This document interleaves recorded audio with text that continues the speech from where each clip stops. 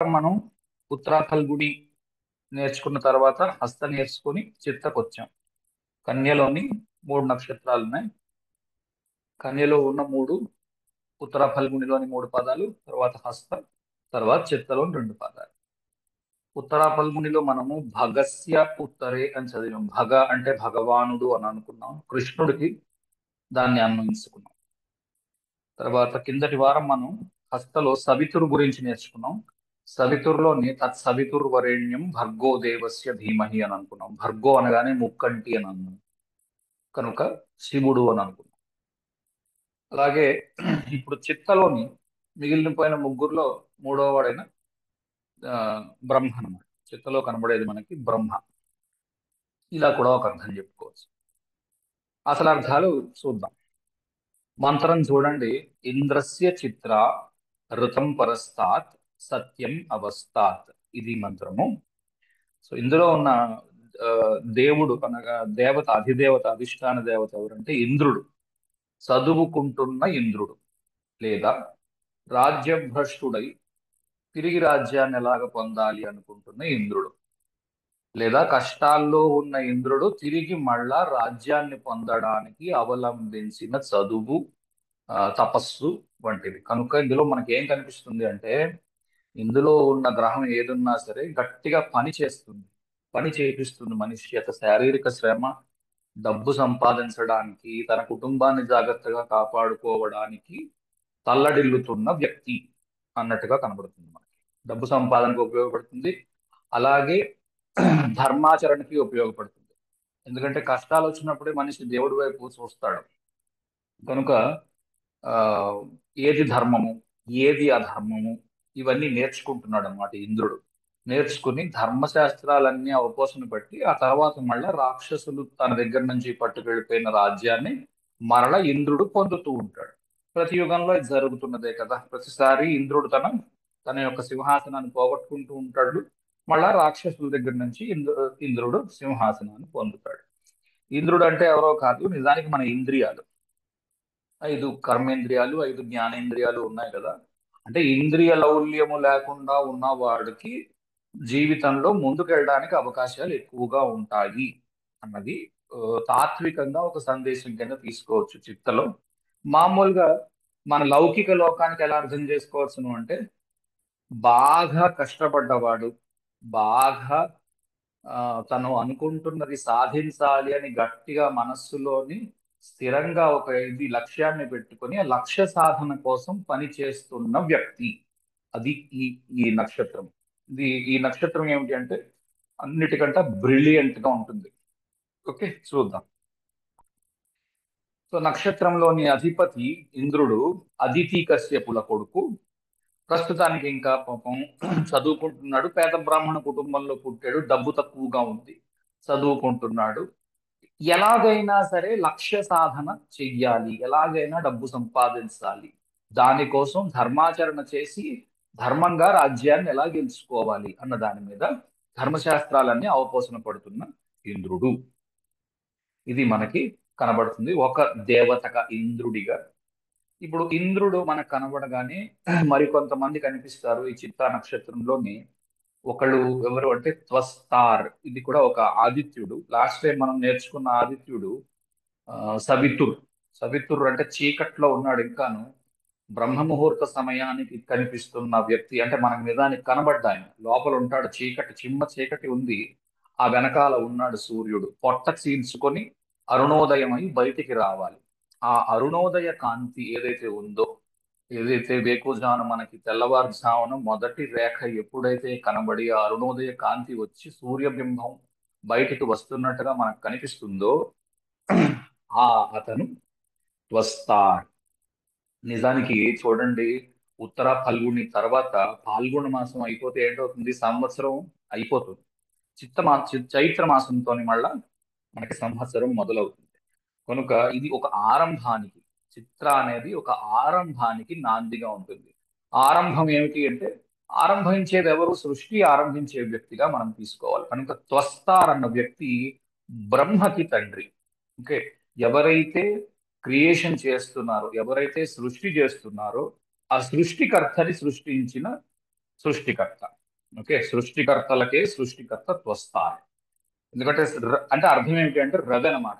నిజానికి భూమిలోని అన్ని పుడుతున్నాయి, భూమిలోని అన్ని అస్తమిస్తున్నాయి అని మనం అనుకుంటాం, కానీ ఆ భూమిలోని అన్ని ఉద్భవించడానికి కావలసిన వ్యక్తి త్వస్తారు. కనుక త్వస్తారు ఇచ్చే వెలుగులో నుంచి అన్ని పుడుతున్నట్టు లెక్క మనకి. ఉదయం 6, 6:30కి ఎప్పుడైతే సూర్యోదయం జరుగుతుందో ఆయన పేరు త్వస్తారు. దీంట్లో ఉన్న సింబల్స్ చూడండి. బ్రైట్ జ్యువెల్ అంటే నగలు, ధగద్ధగ ధగద్ధగాయమానముగా మెరుస్తున్న నగలు. ఓకే, అలాగే ఒక మంచి ముత్యము, అలాగే మంచి కాంతులతో మెరుస్తున్న నవరత్నాలు. ఓకే, చూడండి, మంచి నవరత్నాలు పొదిగి ఉన్న కిరీటాలు, లేకపోతే బంగారపు ఆభరణాలు, ఇవన్నీ కూడా ఇందులోని చిట్టలోని ఒక సింబల్ గా కనిపిస్తాయి. ఎందుకంటే అరుణోదయ కాంతి మీరు చూశారు అనుకోండి, అరుణోదయ కాంతి మనం చూస్తున్నప్పుడు ఎలా ఉంటుందంటే నిజంగా బంగారమే. ఇప్పుడు ఎక్కడైనా మనం నిలబడి చూస్తున్నాం. ఉదాహరణకి మనం ఈ మధ్య లాస్ట్ 2 ఏళ్ల క్రితం మేము ఇక్కడికి వెళ్ళి బద్రీనాథ్ వెళ్ళాం. ఆ బద్రీనాథ్ లోని తెల్లటి మనసు కొండ మీద మొదటి కాంతి పడగానే అది బంగారం రంగులోకి మారిపోతుంది ఆ కొండ. అంటే బంగారంతో చేశారా కొండ అన్నట్టుగా ఉంది. అలాగే మనకి ఏ కోస్ట్ లోకి వెళ్ళినా సరే, ఎక్కడైనా సముద్ర తీరానికి వెళ్తే సముద్రంలో నుంచి వస్తున్న సూర్యుడిని చూస్తే ఎలా ఉంటుందో బంగారు రంగులో, అంతటి బంగారు వర్ణ ఛాయ. ఓకే, కనుక ఇందులోని వ్యక్తి ఏమిటి అంటే, ఎలా ఎంత ఒక 100 మంది గుంపులో చిత్త వ్యక్తిని పడేసినా సరే అతను ధగధాయమానంగా వెలుగుతూ ఉంటాడు. అంటే ఏమిటి, బంగారు అనే ఛాయతో అందంగా ఉంటాడన్న అర్థంలో కాదు, సాధించడానికి అతను ముందుంటాడు అన్న అర్థంలో తీసుకోండి. ఇది మృదు నక్షత్రము, మెత్తగా ఉంటుంది, సాఫ్ట్ నక్షత్రము, త్వరగా వెళ్ళిపోతుంది కూడాను. మైత్ర నక్షత్రము అందరితోని మంచిగా బిహేవ్ చేసే నక్షత్రం. ఓకే, అంటే ఇందులో నుంచి పెద్దగా కష్టాలు రావన్నమాట. రకరకాల, నిజానికి ఏంటంటే చిత్ర అన్న పదంలోనే ఉంది దాని మొత్తం వ్యవహారం. చిత్ర అంటే చిత్రమైనది ఒక అర్థం. చిత్రపటము అంటే ఒక ఒక బొమ్మ, ఒక ఒక పేపర్ మీద వేసిన బొమ్మ అనుకోండి, రోడ్డు మీద వేసిన బొమ్మ అనుకోండి, బోర్డు మీద వేసిన బొమ్మ అనుకోండి, మొత్తానికి ఒక బొమ్మ. అందమైన చిత్రము. జీవితం కూడా అలా చిత్రంగానే ఉంటుంది. సమస్య వచ్చినా కూడా చిత్రమైన సమస్యలు వస్తాయి అక్కడి నుంచి. అందరికీ ఉండే రొటీన్ సమస్యలు రావు ఈ చిత్తకి. వెరైటీ వెరైటీ కష్టాలు అనమాట. ఎవరికీ ఉండవు అలాంటి కష్టాలు, అలాంటివి ఏవో ఉంటాయి. ఎందుకంటే వాళ్ళ కష్టాన్ని మనకి డిస్క్రైబ్ చేస్తారు. ఇది అసలు కష్టమా అన్నట్టుగా ఉంటుంది నిజంగా కష్టాల్లో ఉన్నవాడికి. ఈ వ్యక్తికి, చిత్త వ్యక్తికి అదేదో చాలా పెద్ద కష్టంలా కనబడుతుంది. సరే చూద్దాం. Facing or looking towards sideways. So general గా ఇది ఎస్కేప్ అవ్వడానికి ప్రయత్నం చేస్తుంది ఈ నక్షత్రము. ఆ, మిగిలిన వాళ్ళు ఎవరి మీద బ్లేమ్ వేయడానికి ప్రయత్నం చేస్తుంది, ఎస్కేప్ అవడానికి ట్రై చేస్తూ ఉంటుంది. ఇందులో కూడా ఒక్కటే నక్షత్రం ఉన్నది. ఓకే, ఈ మధ్యనే కనుక్కున్నది ఏమిటి అంటే ఇది నిజానికి 2 నక్షత్రాల సమూహము. ఒకటి నీల కాంతితోని, ఒకటి తెల్ల కాంతితోని ఉన్నాయి. ఆ రెండు కలిసిపోయి కొద్దిగా నీలంగా ఉన్న తెల్లటి కాంతి వస్తున్నట్టుగా కనిపిస్తుంది ఈ నక్షత్రము. కానీ మన వాళ్ళు దీన్ని ఒక్క తారగానే తీసుకోమన్నారు. ఓకే, మన పూర్వీకులు దీన్ని ఒక్క తారగా పరిగణించారు. కనుక ఆరుద్ర ఒకటి, తర్వాత ఆ, చిత్త ఒకటి, తర్వాత స్వాతి ఒకటి. ఈ మూడిట్లోని ఒక్కొక్క తార మాత్రమే ఉన్నది. కనుక దీంట్లో నుంచి ఏదైనా ఫలితం వస్తున్నప్పుడు ఒక్కటిగా వస్తుంది, ఒక ఫలితమే వస్తుంది, 2 ఫలితాలు 3 ఫలితాలు రావు. అంటే ఉదాహరణకి ఒక సిగ్నిఫికేషన్ పోతుంది అని మనం నేర్చుకున్నాం ఆరుద్రలో. ఒక సిగ్నిఫికేషన్ పోయినప్పుడు ఎన్నెన్నో వాటికి డిస్పోజిటర్ గా ఉన్న ప్లానెట్ కూడా ఒక్క సిగ్నిఫికేషన్ తీస్తుంది తప్ప అన్ని సిగ్నిఫికేషన్స్ లో ఒక్కొక్కటి తీసుకుంటూ వెళ్ళదు. ఓకే, అంటే ఫర్ ఎగ్జాంపుల్ 7వ ఇంటి వాడు, 9వ ఇంటి వాడు, 5వ ఇంటి వాడు అందరికీ డిస్పోజిటర్ వెళ్ళి ఆ, ఆరుద్రలో ఉన్నాడు అనుకుందాం. ఒక్కో సిగ్నిఫికేషన్ అంటే ఒక పిల్లాన్ని తీసేసి, ఒక భార్యను తీసేసి, ఒక తండ్రిని తీసేసి అలా చేయదు.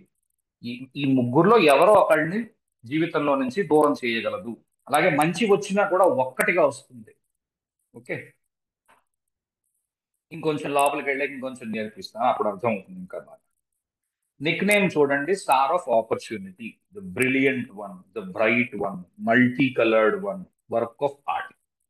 వీళ్ళు చేసే పని మనం చూసాం అనుకోండి, ఏదో వాడు ఆ సినిమాలో అంటాడు చూడండి, ఏదో గోడ కట్టినట్టు, ఓ రోజా పువ్వుకు అంటు కట్టినట్టు, చాలా పద్ధతిగా, చాలా శ్రద్ధగా ఆ, అలాగనమాట.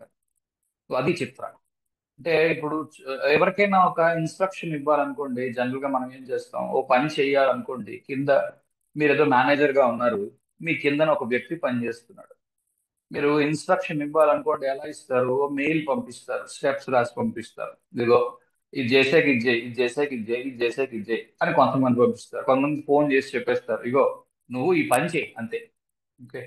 కొంతమంది మెయిల్ చేసి పంపిస్తారు. కొంతమంది ఒక ఒక బొమ్మ గీసి, ఇగో ఇది ఇక్కడ ఉంది ఈ స్విచ్, ఇక్కడ దాకా వచ్చిన తర్వాత ఇది రెండో స్టెప్, ఇక్కడ ఇగో ఈ బొమ్మ గుర్తుపెట్టుకో అని ఒక ఏదో మనం ఏదైనా వస్తువు కొంటే దాంతో పాటు ఒక యూజర్ గైడ్ వస్తుంది చూడండి. ఆ రకంగా ఎక్స్ప్లెయిన్ చేసేవాడు ఎవడైతే ఉంటాడో, బొమ్మలతోని, లేకపోతే క్లియర్ గా అర్థం అవుతోందో లేదో, ఎక్కడైనా తప్పు చేసేస్తాడేమో అన్న బెంగతో ఉంటాడో అవతలి వాడు, అంటే ఈ వ్యక్తి, నేనైతే ఎవరికైతే చెప్తున్నానో అతను నమ్మలేడు, వీడు తప్పు చేస్తాడేమో మనం జాగ్రత్తగా చెప్పకపోతే అని బాగా డీటెయిల్డ్ గా ఎక్స్ప్లెయిన్ చేయడానికి ప్రయత్నం చేస్తాడు. అది చిత్ర లేదా చిత్త. ఓకే.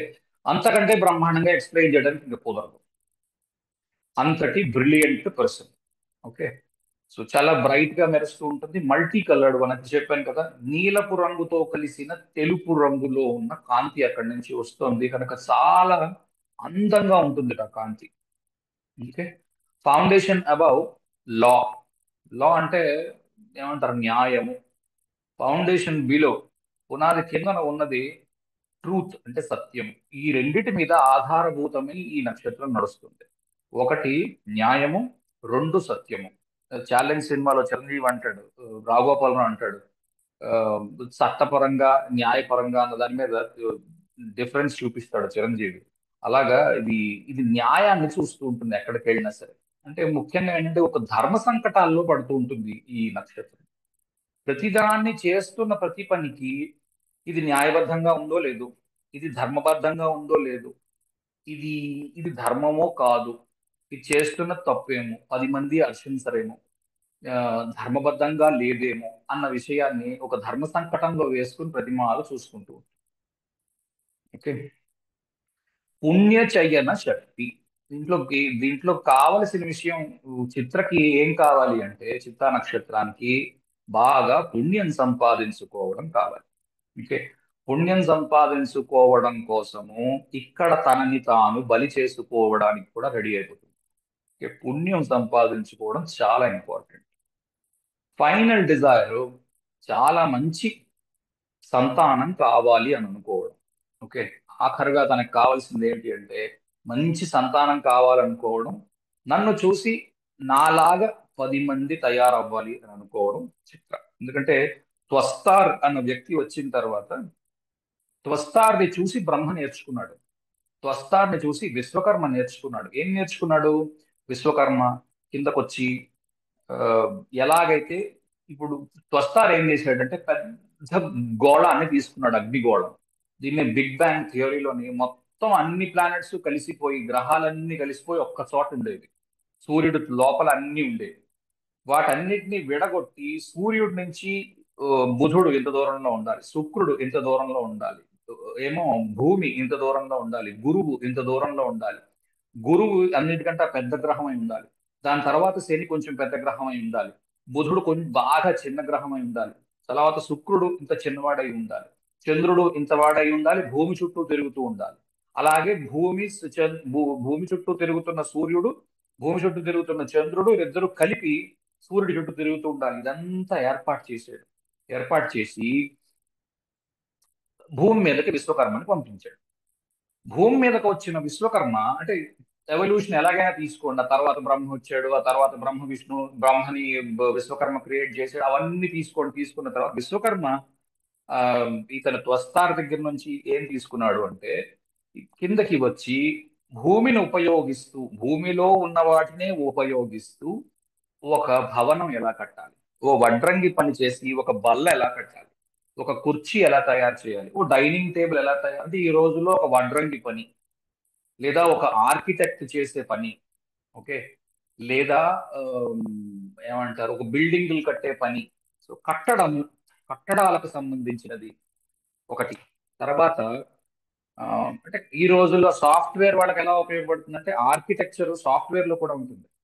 ఆర్కిటెక్చర్ మీద పనిచేసే వాళ్ళు ఉంటారు సాఫ్ట్వేర్. అంటే ఓవరాల్ స్ట్రక్చర్ ని చూసుకుంటారు వాళ్ళు. ఇది ఈ సాఫ్ట్వేర్ ఇది ఆర్కిటెక్చర్ ఇన్ని లెవెల్స్ లో ఉంటుంది. లెవెల్ 1, 2, 3 అని 3 లెవెల్స్ ఉంటాయి. తర్వాత ఫైర్ వాల్స్ ఏవో డిజైన్ చేస్తారు. ఆ ఫైర్ వాల్స్ ఇలా ఉంటాయి. అవి చేసేవాడు కావచ్చు. లేదా డేటా మీద పనిచేసేవాడు అనుకోండి, డేటా స్ట్రక్చర్ ఇలా ఉంటుంది.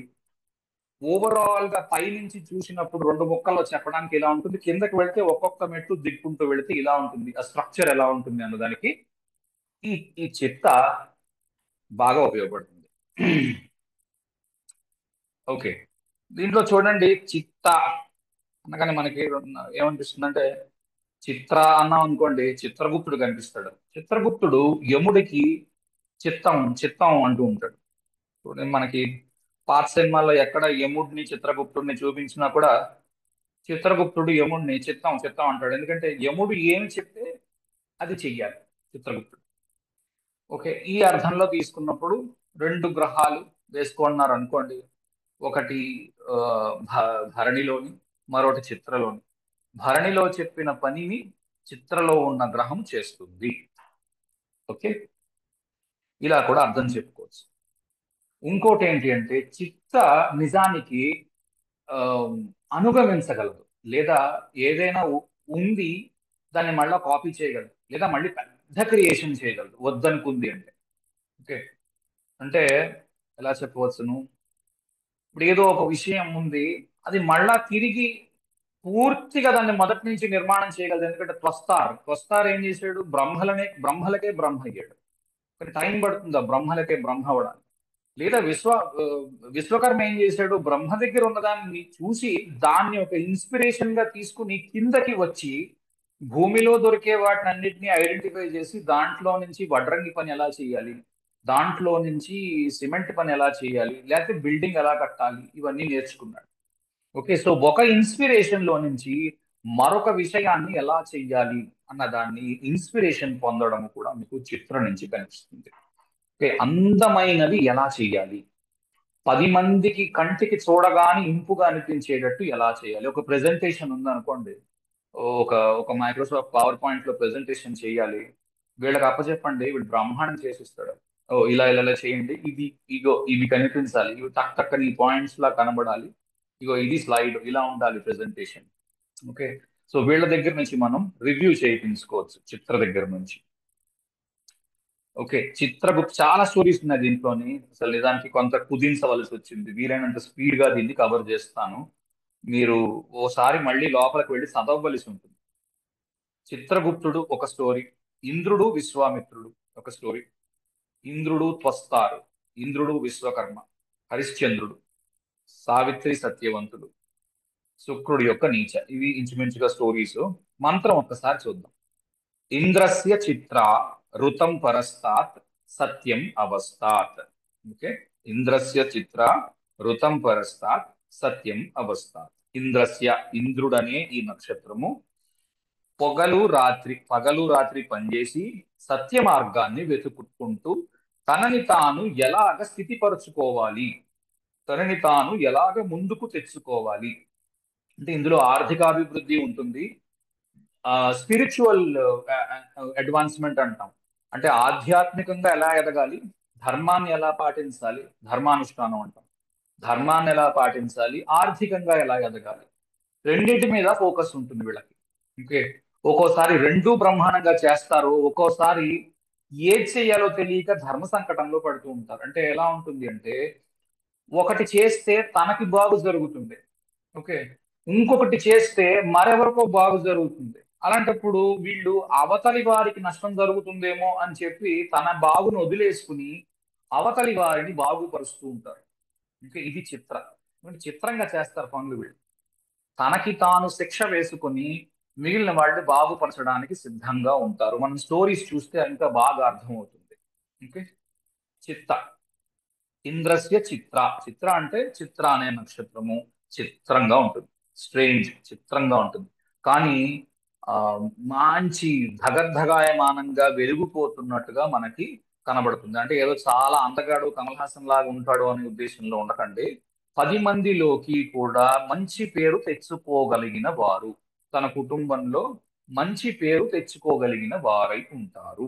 కొంతమంది ఆ, అంటే ఎన్ని ప్లానెట్స్ ఉన్నాయి, ఎలాంటి పొజిషన్స్ లో ఆ ప్లానెట్స్ ఉన్నాయి అన్న దాన్ని బట్టి ఆ మనిషి తన కుటుంబంలో మాత్రమే పేరు తెచ్చుకుంటున్నాడా, జిల్లాలో పేరు తెచ్చుకుంటున్నాడా, లేకపోతే ఆ రాష్ట్రానికి తెచ్చుకుంటున్నాడా, దేశానికి తెచ్చుకుంటున్నాడా, పూర్తి మానవ జాతికే తెస్తున్నాడా అన్నది డిపెండ్ అయి ఉంటుంది. ఋతము. ఋతము అంటే ఎక్కడ ఉండవలసిన వస్తువుని అక్కడ ఉంచడము. ఓకే, దీన్ని కాస్మిక్ ఆర్డర్ అంటారు. ఋతము అంటే అది. అంటే సూర్యుడి నుంచి భూమి ఇంత దూరంలో కక్ష్యలో తిరుగుతూ ఉండగా చంద్రుడు భూమి చుట్టూ తిరుగుతూ ఉండాలి. గురుగ్రహం ఇంత దూరంలో ఉండి సూర్యుడి చుట్టూ ప్రదక్షిణ చేస్తూ ఉండాలి. అలాగే మిగిలిన గ్రహాలన్నీ ఇదే అమరికలో ఇదే రకమైన వేగముతో ప్రయాణిస్తూ ఉండాలి అన్న నిర్ధారణ ఉన్నదే, దాన్ని ఋతము అని అంటాం. ఋతము అన్నదానికి సంస్కృత అర్థం ఏమిటంటే కాస్మిక్ ఆర్డర్. మనకి ఎలా ఉపయోగపడుతుంది అంటే పద్ధతి ప్రకారము పనులను చేయడము. వీళ్ళకి పద్ధతి మీరేరనుకోండి, గో తప్పు చెయ్యకు, కరెక్ట్ గా చెయ్యి. చేయవలసిన స్టెప్స్ ఒక 5 6 ఉన్నాయనుకో, వీళ్ళకి షార్ట్ కట్ చేయడం ఇష్టం ఉండదు. వంట వండుతారు అనుకోండి కొంతమంది చిత్త వాళ్ళు, వీళ్ళు ఏంటంటే ఓ 20 నిమిషాలు వండాలి అని వాళ్ళు నేర్చుకున్నారు అనుకోండి చిన్నప్పుడు, వాళ్ళు షార్ట్ కట్లు చెయ్యరు. 20 నిమిషాలు వంట చేస్తారు.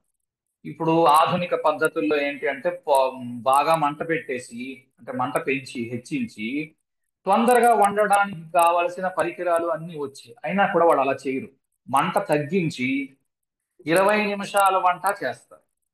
నేను చెప్తున్నా ఉదాహరణ, 20 నిమిషాలు అన్నది ఒక ఇది, అంతేగాని ప్రతి వాళ్ళు చెత్త వాళ్ళు 20 నిమిషాల వంట చేస్తారు అనుకోకండి. ఓకే, ఇప్పుడు చెత్త కాని వాళ్ళు ఉన్నారు అనుకోండి, స్పీడ్ గా చేసేవాళ్ళు. ఇప్పుడు ఏదో కృతికి వాళ్ళు ఉన్నారు, కృతికి వాళ్ళు ఏమో స్పీడ్ గా చేస్తారు ఆ వంటను. 20 నిమిషాల్లో అవ్వవలసింది 10 నిమిషాల్లో చేసేస్తారు, స్పీడ్. ఉదాహరణ. ఓకే, కనుక అలాంటివి మీకు చిత్తలో కనబడవు. షార్ట్ కట్స్ వాళ్ళు తీసుకోరు. ఏది పద్ధతి ఉన్నదో అక్కడ అలాగే అదే పద్ధతిలో వెళ్ళాలి.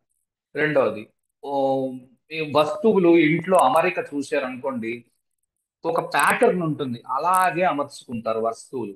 ఇక్కడ ఉన్నది వచ్చింది ఇక్కడే ఉండాలి. పొరపాటున ఆ కుర్చీ తీసి ఈ కుర్చీ అందులోకి పెట్టి ఈ కుర్చీ ఇందులోకి మార్చారు అనుకోండి, ఎవరైనా నలుగురు వచ్చి కూర్చున్నారు, మారిపోయి అనుకోండి కుర్చీలు అటు నుంచి ఇటు, వీళ్ళకి ఎలా కనిపిస్తుందో ఈ కుర్చీ ఇక్కడిది ఇక్కడ పెట్టాలి, మళ్ళా తీసి ఆ కుర్చీని మార్చి అవతల వైపు మారుస్తారు.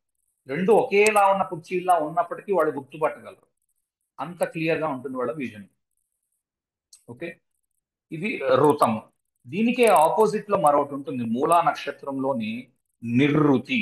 ఋతము అంటే ఆర్డర్, నిర్రుతి అంటే రాక్షసి అన్నమాట. ఏ రకంగానూ కేయాస్ అంటాం, cosmic chaos, cosmic order, cosmic chaos. అంటే ఎలా ఉంటుంది అంటే, ఇప్పుడు ఈ గ్రహాలన్నీ ఒక పద్ధతి ప్రకారము తిరుగుతున్నాయి సూర్యుడి చుట్టూ. అలాగే ఉపగ్రహాలు కూడా, అంటే చంద్రుడు వంటివి ఉపగ్రహాలు కనుక, ఈ ఉపగ్రహాలు కూడా శాటిలైట్స్ అంటాం ఇంగ్లీష్ లో. ఈ ఉపగ్రహాలు కూడా తిరగవలసిన గ్రహాల చుట్టూ తిరుగుతున్నాయి. కొన్ని ఉల్కలు, కొన్ని ఆస్ట్రాయిడ్స్, తోక చుక్కలు, ఇలాంటివి ఎక్కడి నుంచి ఎప్పుడు ఎలా వచ్చి పడతాయో తెలియదు. ఓకే, అవి ఏ గ్రహాన్నైనా ఢీకొనొచ్చు.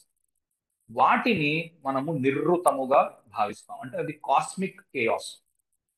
ఒక పద్ధతి ప్రకారం ఉండవు, అవి ఎక్కడెక్కడో ఉంటాయి, ఎక్కడెక్కడి నుంచో వస్తూ ఉంటాయి, ఎటు నుంచి ఏ వస్తాయో తెలియదు, దాన్ని కాస్మిక్ కేయాస్ అంటారు. మిగిలింది మనము మూలా నక్షత్రం నేర్చుకుంటున్నప్పుడు నేర్పిస్తాం. జనరల్ గా ఏంటి అంటే నిర్రుతము అంటే రాక్షస కింద మనం భావిస్తాం, ఎందుకంటే ఒక పద్ధతి పాడు లేకుండా ఉంది కనుక. నిర్రుతము అంటే రాక్షసి. అంటే ఇప్పుడు ఏదో అనుకోకండి, మూలా నక్షత్రం వాళ్ళంతా ఏదో పద్ధతి పాడు లేకుండా ఉంటారని ఎక్స్ట్రీమ్స్కి వెళ్ళిపోకండి దయచేసి. ఓకే, అలా ఉండదు. ఓకే, మూలా నక్షత్రంలో ఉన్న వాళ్ళు కూడా వెర్రిలో ఉంటారు. ఎలాంటిది ఆపోజిట్ వెర్రి, అన్ని పద్ధతి ప్రకారం ఉండాలి, ఒక ఆర్డర్లీగా ఉండాలి, లేదా అసలు పూర్తిగా పద్ధతి లేని వాడే ఉంటాడు. మధ్యస్థం వ్యక్తులు అక్కడ ఉండడం కొంత కష్టం. కానీ మిగిలిన హోల్ హోరోస్కోప్ అంతా చూడాలి, చూసాక ఆ కామెంట్స్ చేయాలి. లేకుండా అలాంటి కామెంట్స్ చేస్తే మన అందరినీ కొడతారు. ఓకే, సత్యము. ఇది ఒక పెద్ద తలనొప్పి. చిత్రలో ఏమిట్రా అంటే, ఇదేంటి సత్యం తలనొప్పి ఏంటి అనుకోకండి, ఇది పెద్ద తలనొప్పి నిజంగా. చిత్రలో అనుభవిస్తున్న వాళ్ళకి తెలుస్తుంది. వీళ్ళు ఏంటంటే ఈ మాయకి సత్యానికి మధ్యన కొట్టుమిట్టాడుతూ ఉంటారు.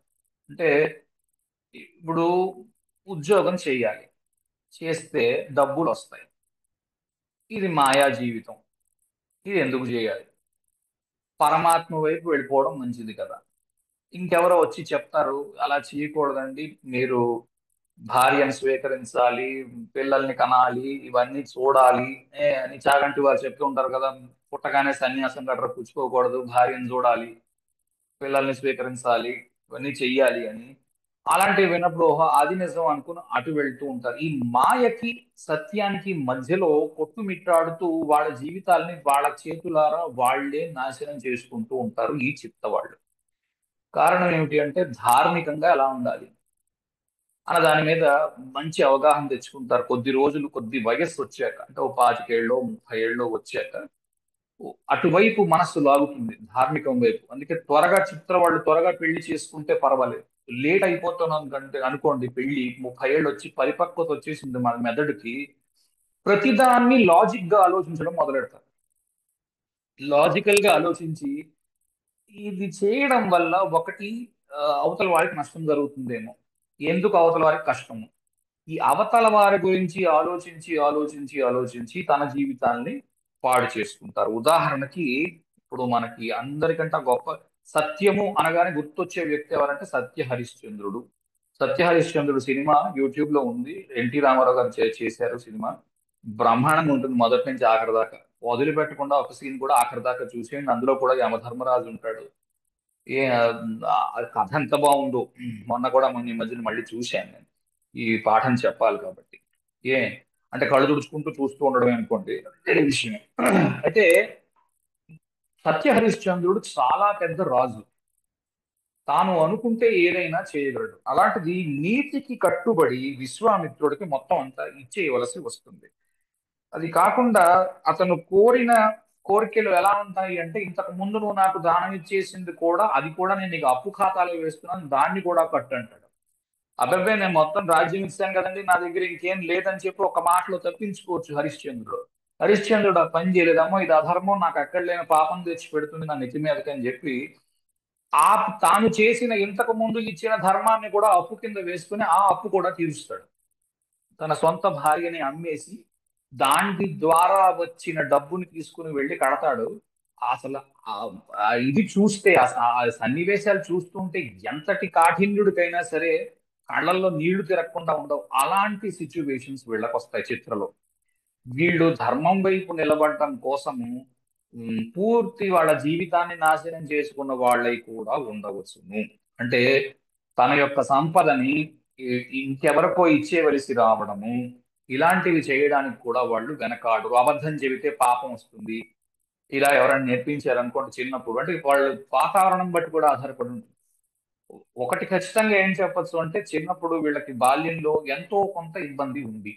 ఓకే, ఫైనాన్షియల్ ట్రబుల్స్ కావచ్చు, లేదా అవమానాలు పొందడం కావచ్చు. ఎందుకంటే ఇంద్రుడు చిన్నప్పుడు అవమానాలు చాలా పొందాడు పెరుగుతున్నప్పుడు. మీకేం డబ్బు లేదు, ఎందుకంటే మీరు అంతా పనికిరాని వాళ్ళు అన్నట్టుగా చూస్తున్నట్టుగా. ఇంద్రుడు చాలా స్ట్రాంగ్ గా డిటర్మైండ్ గా ఉండి, లేదు నేను అన్ని శాస్త్రాలు నేర్చుకుని యుద్ధనీతి అంతా నేర్చుకుని ఎప్పటికైనా ప్రపంచాన్ని గెలుస్తాను అన్న దాంట్లోకి ఇంద్రుడు వెళ్ళినట్టుగాను మనకి స్టోరీస్ కనిపిస్తాయి. రెండోది, ప్రతిసారి రాజ్యం పోగొట్టుకున్నప్పుడు భగవంతుడిని ప్రార్థించి తనకు కావలసిన శక్తులు తాను తెచ్చుకుని ధర్మశాస్త్రాలు నేర్చుకుని ధర్మంగా ఉండి రాజ్యాన్ని తిరిగి ఎలా గెలుచుకోవాలి అన్నదానికి కూడా మీకు ఇంద్రుడు సాక్షిగా కనిపిస్తాడు. అంటే ఇంద్రుడు అనేసరికి మన వాళ్ళు సినిమాల్లో గట్రా చూపించింది ఏమిటి అంటే ఇంద్రుడు పనికిరాని వాడు అన్నట్టుగా చూపించారు.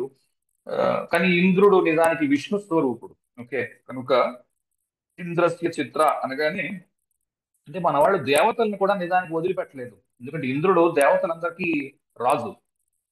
దేవతల్ని కూడా బ్యాడ్ లైట్ లో చూపించినా తప్పుగా మన వాళ్ళు తీసుకోరు. ఎందుకంటే ఎవ్వరికి కూడా పరబ్రహ్మత్వాన్ని మన వాళ్ళు ఈ వృద్ధరు. ఎవ్వరు పూర్తి మనిషి పర్ఫెక్ట్ ఎగ్జాంపుల్ అన్న వాళ్ళు ఎవరు ఉండరు. అదే మన మన బాణి, అదే మన ఇది, దాని మీదే మన మతం నడుస్తుంది. ఆ మతం అనడానికి దానికి తప్పు కానీ, దాని మీదనే మన మొత్తం సనాతన ధర్మం నడుస్తుంది. అంటే ఇంద్రుడు ఇంద్రియ లౌల్యాన్ని పొందినట్టు, చాలా మంది ఆడవాళ్ళని కామించినట్టు మోహించినట్టు చూపిస్తారు. అది కూడా నిజం. ఎందుకంటే ఇంద్రుడు అంటే ఏం లేదు, మన మన ఇంద్రియాలు, అంతకని ఇంకేం లేదు. ధర్మ మార్గంలో ఉన్నావా అధర్మ మార్గంలో ఉన్నావా అన్న తెలియడానికి నీ ఇంద్రియాలు ఎలాగ వాడుకుంటున్నావు అన్న దాన్ని బట్టి నువ్వు ధర్మంలో ఉన్నావా అధర్మంలో ఉన్నావా తెలుస్తుంది. కానీ ఎల్లప్పుడూ ధర్మంలో ఉన్నవాడు ఎల్లప్పుడూ అధర్మంలో ఉన్నవాడు ఎవడు ఉండడు. రెండు వైపులానే ఉంటుంది ప్రతిసారి. ఓకే, కానీ వీళ్ళకి ఈ చిత్త బాగా బలంగా ఉన్న వాళ్ళకి వెర్రి ఏముంటుంది అంటే, అమ్మో మనం ధర్మపథంలో ఉన్నాము లేవు, ఆ ధర్మం చేస్తున్నామేమో, ఇది చేస్తే ఆ ధర్మం అయిపోతుందేమో, ఈ వెర్రి ఎక్కువ ఉంది. అంటే ఇది మంచి ట్రేట్ గా అనుకోవచ్చు. నిజానికి చాలా మంచిదే కదా.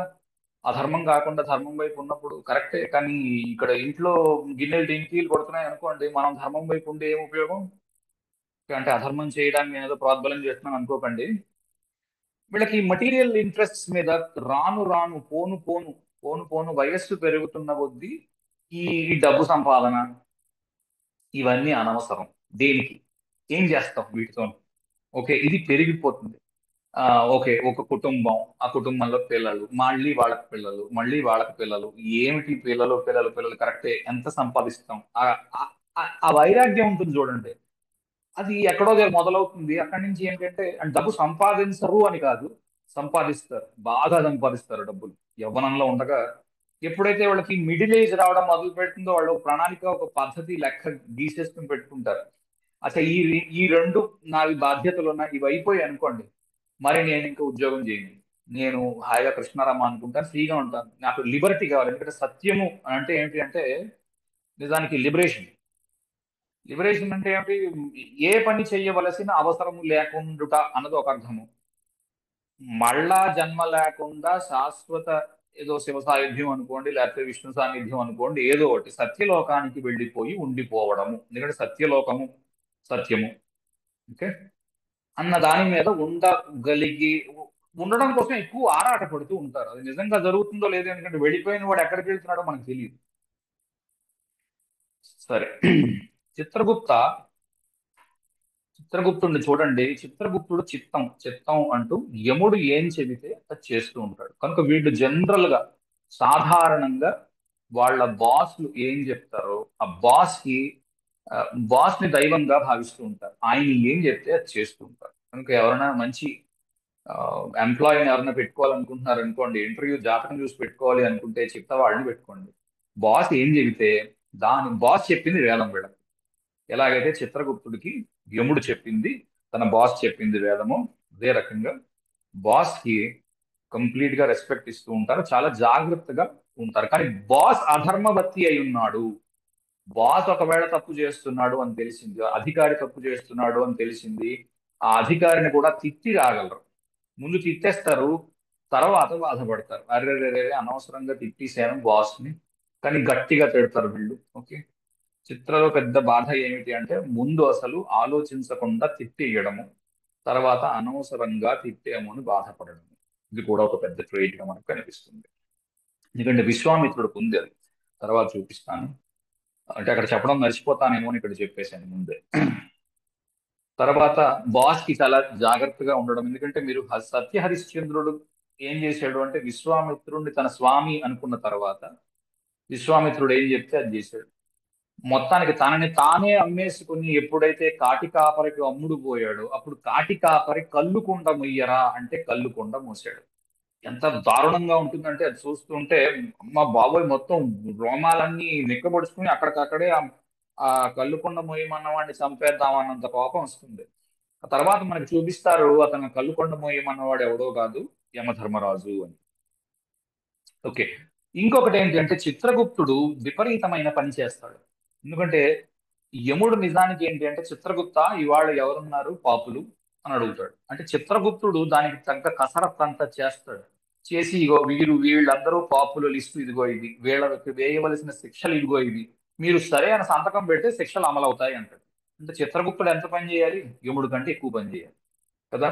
కనుక వీళ్ళు విపరీతమైన శారీరక శ్రమ చేస్తూ ఉంటారు. ఇక్కడ ఉద్యోగం చేస్తూ ఉంటారు, బయటికి వెళ్ళి ఇంటికి వచ్చి ఇంట్లో ఉన్న పనులు కూడా చేస్తూ ఉంటారు. మగాడైతే భార్యకు సహాయం చేయడం, పిల్లల్ని పెంచడంలో విపరీతమైన శ్రద్ధ చూపిస్తూ ఉంటారు. చెత్త ఐడెంటిఫై చెయ్యాలి అనుకోండి, పిల్లలకి మగాడై ఉంటాడు, పిల్లాడికి వాడు డైపర్లు మారుస్తూ ఉంటాడు. ఇప్పుడు నాలాంటి వాడికి చెప్పారు అనుకోండి, మనం డైపర్లు అండ్ భోజనం కూడా పెట్టలేము. కానీ ఈ చిత్త బాగా బలంగా ఉన్నవాళ్ళు, లగ్నాధిపతి డిస్పోజిటర్ ఉన్నవాళ్ళు పిల్లల్ని సులువుగా పెంచగలరు. నాజూగ్గా ఇప్పుడు మగాళ్ళు ఎత్తుకున్నప్పుడు కూడా, చంటి పిల్లల్ని ఎత్తుకున్నప్పుడు కొంచెం కష్టం అవుతుంది. ఆడవాళ్ళు ఎత్తుకున్నంత నాజూగ్గా మగాళ్ళు ఎత్తుకోలేరు. కానీ చిత్త వాళ్ళు చాలా ఈజీగా ఎత్తుకోగలరు, చిత్త ప్రామినెంట్ గా ఉన్నవాళ్ళు. ఓకే. ఆ ఎక్కువ పని చేస్తారు, శారీరక శ్రమ, ఆఫీస్ లో పని. ఆడవాళ్ళైతే మరి నువ్వు చెప్పక్కర్లేదు. ఆఫీస్ లో పని, ఇంట్లో వంట, ఆ, ఇంట్లో బాకీ పని అన్ని చేసేస్తారు. ఇది అది అని లేదు, అన్ని చేస్తారు పాపం. ఎంత అంటే అంత కష్టపడతారు వాళ్ళు. వాళ్ళ కారణం ఏంటి అంటే, ఇది నా ధర్మము, ఇది నేను చేయవలెను, దీనికి నేను అడ్డు చెప్పరాదు, ఇది గట్టిగా మనస్సులో పెట్టుకొని ఉంటారు. ఇది అధర్మం అవుతుంది ఒకవేళ నేను చెయ్యను అన్నాననుకో. నేను ఇంటికి వచ్చి ఎవరికి వంట చేస్తున్నాను? నా పిల్లలకి, నా అత్తమామలకి చేస్తున్నాను. ఆఫీస్కి వెళ్ళి ఎవరికి పని చేస్తున్నాను? నేను ఎవరైతే జీతం ఇస్తున్నారో, నా కుటుంబ పోషణకి ఎవరైతే బాధ్యత వహిస్తున్నారో వారికి నేను పనిచేస్తున్నాను. వారు చెప్పింది నేను చేయవలసి ఉంటుంది, కానీ నేను నాకుగా సొంతంగా ఏదో చేసి వారిని ఒప్పించడం తప్పు అవుతుంది. ఇది వాళ్ళ బుర్రలో తిరుగుతూ ఉంటుంది కాన్స్టెంట్ గా. ఓకే. సో ఇది ఎక్కడ ఉంది అన్న దాన్ని బట్టి, పదో ఇంటి కనెక్షన్ లో ఉంది, బాస్ మీద ఎక్కువ కనిపిస్తూ ఉంటుంది.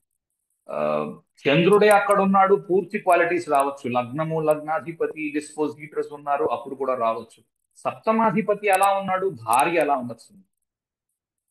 ఓకే. రైట్. చూద్దాం. విశ్వామిత్రుడి సంగతి చూడండి. అసలు విశ్వామిత్రుడు ఎందుకు వచ్చాడు అంటే, మనకి ఈ సత్య హరిశ్చంద్రుడి జీవితం కూడా మనకి ఋతం పరస్తాత్ సత్యం అవస్థాత్ ఉంది కదా. సత్య అన్న మాట రాగానే మనకి సత్య హరిశ్చంద్రుడు తప్ప ఇంకెవరు గుర్తురారు. సావిత్రి యొక్క భర్త సత్యవంతుడు గురించి కూడా మనం చెప్పుకోవచ్చు. సత్యవంతుడు సావిత్రిని నిజానికి అనుగమించాడు అని చెప్పాలి. సావిత్రి సత్యవంతుల కథలో మీకు ఎక్కువ డైలాగ్స్ సావిత్రికి ఉంటాయి, కానీ సత్యవంతుడికి ఏం డైలాగ్స్ ఉండవు. ముఖ్యమైన డైలాగ్స్ ఏమి ఉండవు. వచ్చావా, కూర్చున్నావా, రా వెళదాం, సరే, అత్తగారి మామగారి పర్మిషన్ తీసుకో, ఇలాంటి మాటలే ఉంటాయి తప్ప ధర్మాన్ని ఆచరించు అన్న మాటలే ఉంటాయి. అతనికి 5 6 డైలాగులు ఉంటాయి అనుకుందాం ఉదాహరణకి. సావిత్రికి ఒక 500 డైలాగులు ఉంటే 5 6 డైలాగులు మాత్రమే ఉంటాయి సత్యవంతుడికి. ఆయన ఎప్పుడు చెప్పినా సరే, మీ అత్తమామల యొక్క ఇది తీసుకునిరా, అనుజ్ఞ తీసుకునిరా, మీ అత్తమామలు చెప్పింది చెయ్యి అని అంటూ ఉంటాడు. ఓకే. అలాగే విశ్వామిత్రుడిని తీసుకోండి. విశ్వామిత్రుడు నిజానికి గాధిరాజు యొక్క కొడుకు. గాధిరాజు అంటే రాజ కుటుంబంలో పుట్టాడు ఆయన. ఆయన అతను నిజానికి బ్రాహ్మణ కులస్తుడు కాడు. అలా కులం అని అనడం తప్పేమో. అతను అతను ఋషి కాడు. మొట్టమొదట అతను ఋషి అంటే ఏం చేయాలి? అన్ని వదిలేయాలి. వదిలేసి ఎక్కడో కూర్చొని తపస్సు చేసుకుంటూ ఉండాలి. ఈయన అది కాదు. ఈయన ఏం చేసేవాడు? ఒక మహారాజు కొడుకు. రాజు కొడుకు ఏమవుతాడు? మళ్ళీ రాజు అవుతాడు. అలాగే రాజు అయి ఓసారి వశిష్ఠుని ఆశ్రమానికి వెళ్ళారు. ఎక్కడికో అడవుల్లో తిరుగుతున్నారు. అడవుల్లో అలసిపోయిన తర్వాత వేట చేసి అనుకోకుండా వశిష్ఠాశ్రమం కనబడింది అని చెప్పి వశిష్ఠాశ్రమానికి వెళితే అక్కడ కామధేను ఉంది. ఆ, సరే రండి కూర్చోండి అన్నాడు వశిష్ఠుడు. అందరికీ భోజనం పెడతాను రండి కూర్చోండి అన్నాడు. గట్టిగా నవ్వేట విశ్వామిత్రుడు. ఓకే. నువ్వు భోజనం పెడతావా మహర్షివా? నీవేమో ఆ అడవిలో ఉన్న కందమూలాలు అవి మాకు పెడతావా అని చెప్పి అంటాడు. చాగింటి వారు వీళ్ళందరూ చెప్పారు, ఇందులో ఏమీ బ్రహ్మ విజయం లేదు. ఇంత ఉద్దేశం ఉన్నవాళ్ళు హాయిగా చూసి వినండి, తెలుసుకోవచ్చు. వాటిలో నుంచి కూడా చాలా తెలుస్తాయి. నువ్వు మాకు భోజనం పెడతావా అన్నాడు. అనగానే అదేమిటి నా దగ్గర, నీకెందుకు, నీకేం కావాలో చెప్పు మహారాజా, నేను పంచభక్ష పరమాణాలతో కలిపి నీకు కావలసిన కూరలు, రాజసికమైన కూరలు కూడా ఏం కావాలో చెప్పు, అన్ని తీసుకురాగలను, పెట్టగలను. సరే, నాతో పాటు 1000 మంది సైన్యం ఉన్నారు, వాళ్ళకి పెడతావా అన్నట్టు. ఓ పెడతానన్న. పావు గంట సేపు కూర్చోండి అన్నట్టు. పావు గంటలో మొత్తం అన్ని తీసుకుని వచ్చేసాడు. రావడంతో విశ్వామిత్రుడు కనిపించింది, పెద్ద ఇన్సల్ట్ గా అనిపించింది. ఓకే. చిత్తలో మీకు ఇది కనిపిస్తుంది. ఒకటే ఇన్స్పిరేషన్, లేకపోతే ఇన్సల్ట్. ఇన్సల్ట్ లో నుంచి ఇన్స్పిరేషన్. ఓకే. అంటే ఆ ఇన్సల్ట్ అంటే అవమానము పొందడము, అవమానంలో నుంచి ఏదైనా చైతన్యాన్ని పొందడం. వీళ్ళు మనల్ని ఎందుకు అవమానించారు? ఆహా, నాకు ఈ విషయం తెలియదు కాబట్టి నేను అవమానం పొందాను, కనుక ఆ విషయాన్ని తెలుసుకోవాలి. విశ్వామిత్రుడు అదే చేశాడు. అచ్చా, ఏమిటి ఇది? ఈ ఈ ధేనువులోంచి అంతా వచ్చిందా? అయితే నాకు ఈ ధేనువు ఇచ్చేయి అన్నాడు. ఈ ఆవును నాకు ఇచ్చేయి అన్నాడు, కామధేనువుని. అదేం కుదరదు, ఇంటికి వెళ్ళిపోమన్నాడు. ఓకే. తర్వాత గొడవ గందరగోళం అంతా ఉంది. మొత్తానికి విశ్వామిత్రుడు పెద్ద దీక్ష పూనాడు. దీక్ష పూని తపస్సు చేశాడు. తపస్సు చేశాక బ్రహ్మ ఋషి అయ్యాడు. బ్రహ్మ ఋషి విశ్వామిత్ర సినిమా కూడా వచ్చింది, అది కూడా చూడొచ్చు కావాలనుకునేవాడు. లేకపోతే ఎక్కడైనా పుస్తకాల్లో వాటి ఘటన ఉంటే అది కూడా చూడండి. బ్రహ్మ ఋషి విశ్వామిత్రుడు అయిన తర్వాత ఏంటయిందంటే, ఆఖరికి వశిష్ఠుడు కూడా విశ్వామిత్రుడు యొక్క గొప్పతనాన్ని ఒప్పుకునే అంత గొప్పగా తయారయ్యాడు విశ్వామిత్రుడు. ఈ విశ్వామిత్రుడు రాముణ్ణి కూడా మొట్టమొదటిసారి తన యొక్క ఆయుధాలు మొట్టమొదటిసారి రాముణ్ణి బయటికి తీసుకెళ్ళిన వాడు కూడా విశ్వామిత్రుడు. పదరామ నిన్ను తీసుకెళ్తానని చెప్పి ఆ దశరథుడిని ఒప్పించి రాముణ్ణి తన వెంట పెట్టుకుని వెళ్ళాడు. వెళ్ళి తాటక సంహారం గట్రా చేయించాడు. సువాహుడు, మారీచుడు, ఆ కథ అంతా మనం ఇంతకు ముందు తెలుసుకున్నాం. కనుక రాముడికి ఉపయోగపడ్డాడు. ఓకే, తర్వాతి రోజుల్లో అందరికీ ఉపయోగపడ్డాడు విశ్వామిత్రుడు. దూరం నుంచి చూసేసరికి ఏదో విశ్వామిత్రుడు చాలా పొగరైన వాడు, పనికిరాని వాడు, ఆ, ఏదో చెత్త చేసేయడం అని అనుకుంటాం. కానీ దూరం నుంచి కాకుండా జాగ్రత్తగా పరిశీలన చేస్తే అలాంటి వాళ్ళు కూడా సమాజానికి చాలా అవసరం.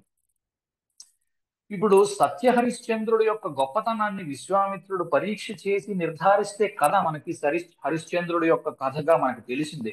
హరిశ్చంద్రుడు అందరి రాజుల్లాగే రాజ్యం పరిపాలించి హాయిగా మళ్ళా వాళ్ళ పిల్లడికి రాజ్యం అప్పచెప్పాడు అనుకోండి. ఆహా, శతకోటి లింగాలు బోర్డు లింగం అయి ఉండేవాడు హరిశ్చంద్రుడు. నిజంగా అంత గొప్ప దానశీలి అయినా, ఎంత గొప్పవాడైనా. కానీ అంతటి గొప్పతనాన్ని బయటకు తీసినవాడు విశ్వామిత్రుడు. ఓకే, తర్వాత విశ్వామిత్రుడి యొక్క భార్యగా చెప్పుకోండి, మేనక అనుకోండి. విశ్వామిత్రుడు చేస్తున్న తపస్సును చూసి ఇంద్రుడు హడలిపోయి మేనకను సృష్టించి కిందకు పంపించాడు. విశ్వే దేవతలందరూ కలిసి మేనకను తయారు చేసి మేనకను కిందకు పంపించగానే విశ్వామిత్రుడు మేనకతో ఆ, ఇది చేసి సంసారం చేసి మేనక ద్వారా వచ్చిన పిల్లల్లో నుంచే నిజానికి మహాభారతం అంతా వచ్చింది. మహాభారతం రావడానికి విశ్వామిత్రుడు కారకుడు, మొదటి వాడు అవుతున్నాడు. అందుకు ఈ మాట చెప్తుంది. మనం ప్రతిసారి విశ్వామిత్రుడి గురించి మాట్లాడుకుంటున్నది, మహాభారతం గురించి మాట్లాడుకుంటున్నాం. ఇవాళ ఎలా కలిసిందిరా అంటే బ్రహ్మ అంటే విశ్వామిత్రుడు మొదటి వాడై ఉన్నాడు టోటల్ మహాభారతం రావడానికి. ఓకే, అలాగే త్రిశంకు అనే వ్యక్తికి స్వర్గము ఇవ్వలేదు. స్వర్గాన్ని ఇవ్వకపోయినప్పుడు త్రిశంకు స్వర్గాన్ని తయారు చేశాడు విశ్వామిత్రుడు. అంటే స్వర్గానికి ప్రతిసృష్టి చేశాడు. మళ్ళీ స్వర్గం లాంటి దాన్ని ఇంకోటి తయారు చేసి ఆ స్వర్గంలో త్రిశంకువుని పెట్టాడు. అంటే నిజానికి అది స్వర్గం కాదు, అలాగని నరకం కాదు. వీడు ఆ త్రిశంకు స్వర్గంలోని కొట్టుమిట్టాడుతూ ఉంటాడు మనిషి. ఎవడు ఆ త్రిశంకు అనే వ్యక్తి. ఇది మనం ఎలా వాడుకోవచ్చును అంటే ఇదే అటు ధర్మంలోకి వెళ్ళలేక ఇటు అధర్మ మార్గాన్ని అవలంబించలేక మధ్యలో ఉండి కొట్టుమిట్టాడుతున్న వ్యక్తి. ఎందుకంటే ఈ ధర్మము అని తెలుసు, అది అధర్మము అని తెలుసు. ఈ ధర్మాన్ని చేస్తూ ఉంటాడు, తన దాన్ని నష్టపోగొట్టుకుంటూ ఉంటాడు. ఇది కూడా మనకు కనబడుతుంది. ఓకే, ఈ శకుంతల దుష్యంతుల కథ ఇదంతా మనకి తర్వాత కణ్వాశ్రమము, శకుంతల, ఆ తర్వాత దుష్యంతుడు, ఇదంతా మహాభారతం యొక్క ఆదిగా మనకి కనబడుతుంది. కనుక విశ్వామిత్రుడి నుంచి మనకు కనబడుతుంది ఏమిటి అంటే very determined to do anything. ఏదైనా సాధించడానికి చాలా గట్టి పట్టుదలతో ఉండే వ్యక్తిగా మనము చిత్తని చూడవచ్చును. ఓకే, త్వస్తార్. చిత్త అనగానే చూడండి నిఘంటు ఉంది. నిఘంటువులోని చిత్త పెడుతున్నాను చూడండి. చిత్తలో చిత్రా నక్షత్రము ఒక కార్తె పేరు. చిత్రా నక్షత్రము, నక్షత్రములందు ఒకటి ఒక కార్తె పేరు. తర్వాత మనసు, మనసు, మానసము, మది, కోరిక. ఇది చిత్తము అంటే. ఓకే, కనుక మనస్సులో ఈ సత్యానికి అసత్యానికి మధ్య ఉండే పోరాటం. ఓకే, ఇది తప్పు, ఇది చేయకూడదు. కానీ వీళ్ళకి మనసులో బాధ ఉంటుంది. అరే బాబోయ్, ఈ ధర్మాధర్మాలు నిజంగా ఎవడు కనిపెట్టాడు తెలిస్తే వాడిని చంపేద్దాం అని అంత అంత కోపం కూడా వస్తుంది ఒక్కోసారి. కానీ మళ్ళీ వాళ్ళు సంస్కరించుకుంటూ ఉంటారు. అయ్యయ్యో, ఇది మా మంచి కోసమే ఇది పెట్టారు కదా. ఎందుకంటే అనేసి నాలిక ఖర్చుకుంటూ ఉంటారు ఈ చిత్త వాళ్ళు. అదో వెర్రి ఉంది వీళ్ళకి. విశ్వామిత్రుడిలాగా అనేసి నాలిక ఖర్చుకుంటూ ఉంటారు. ఓకే, ఆ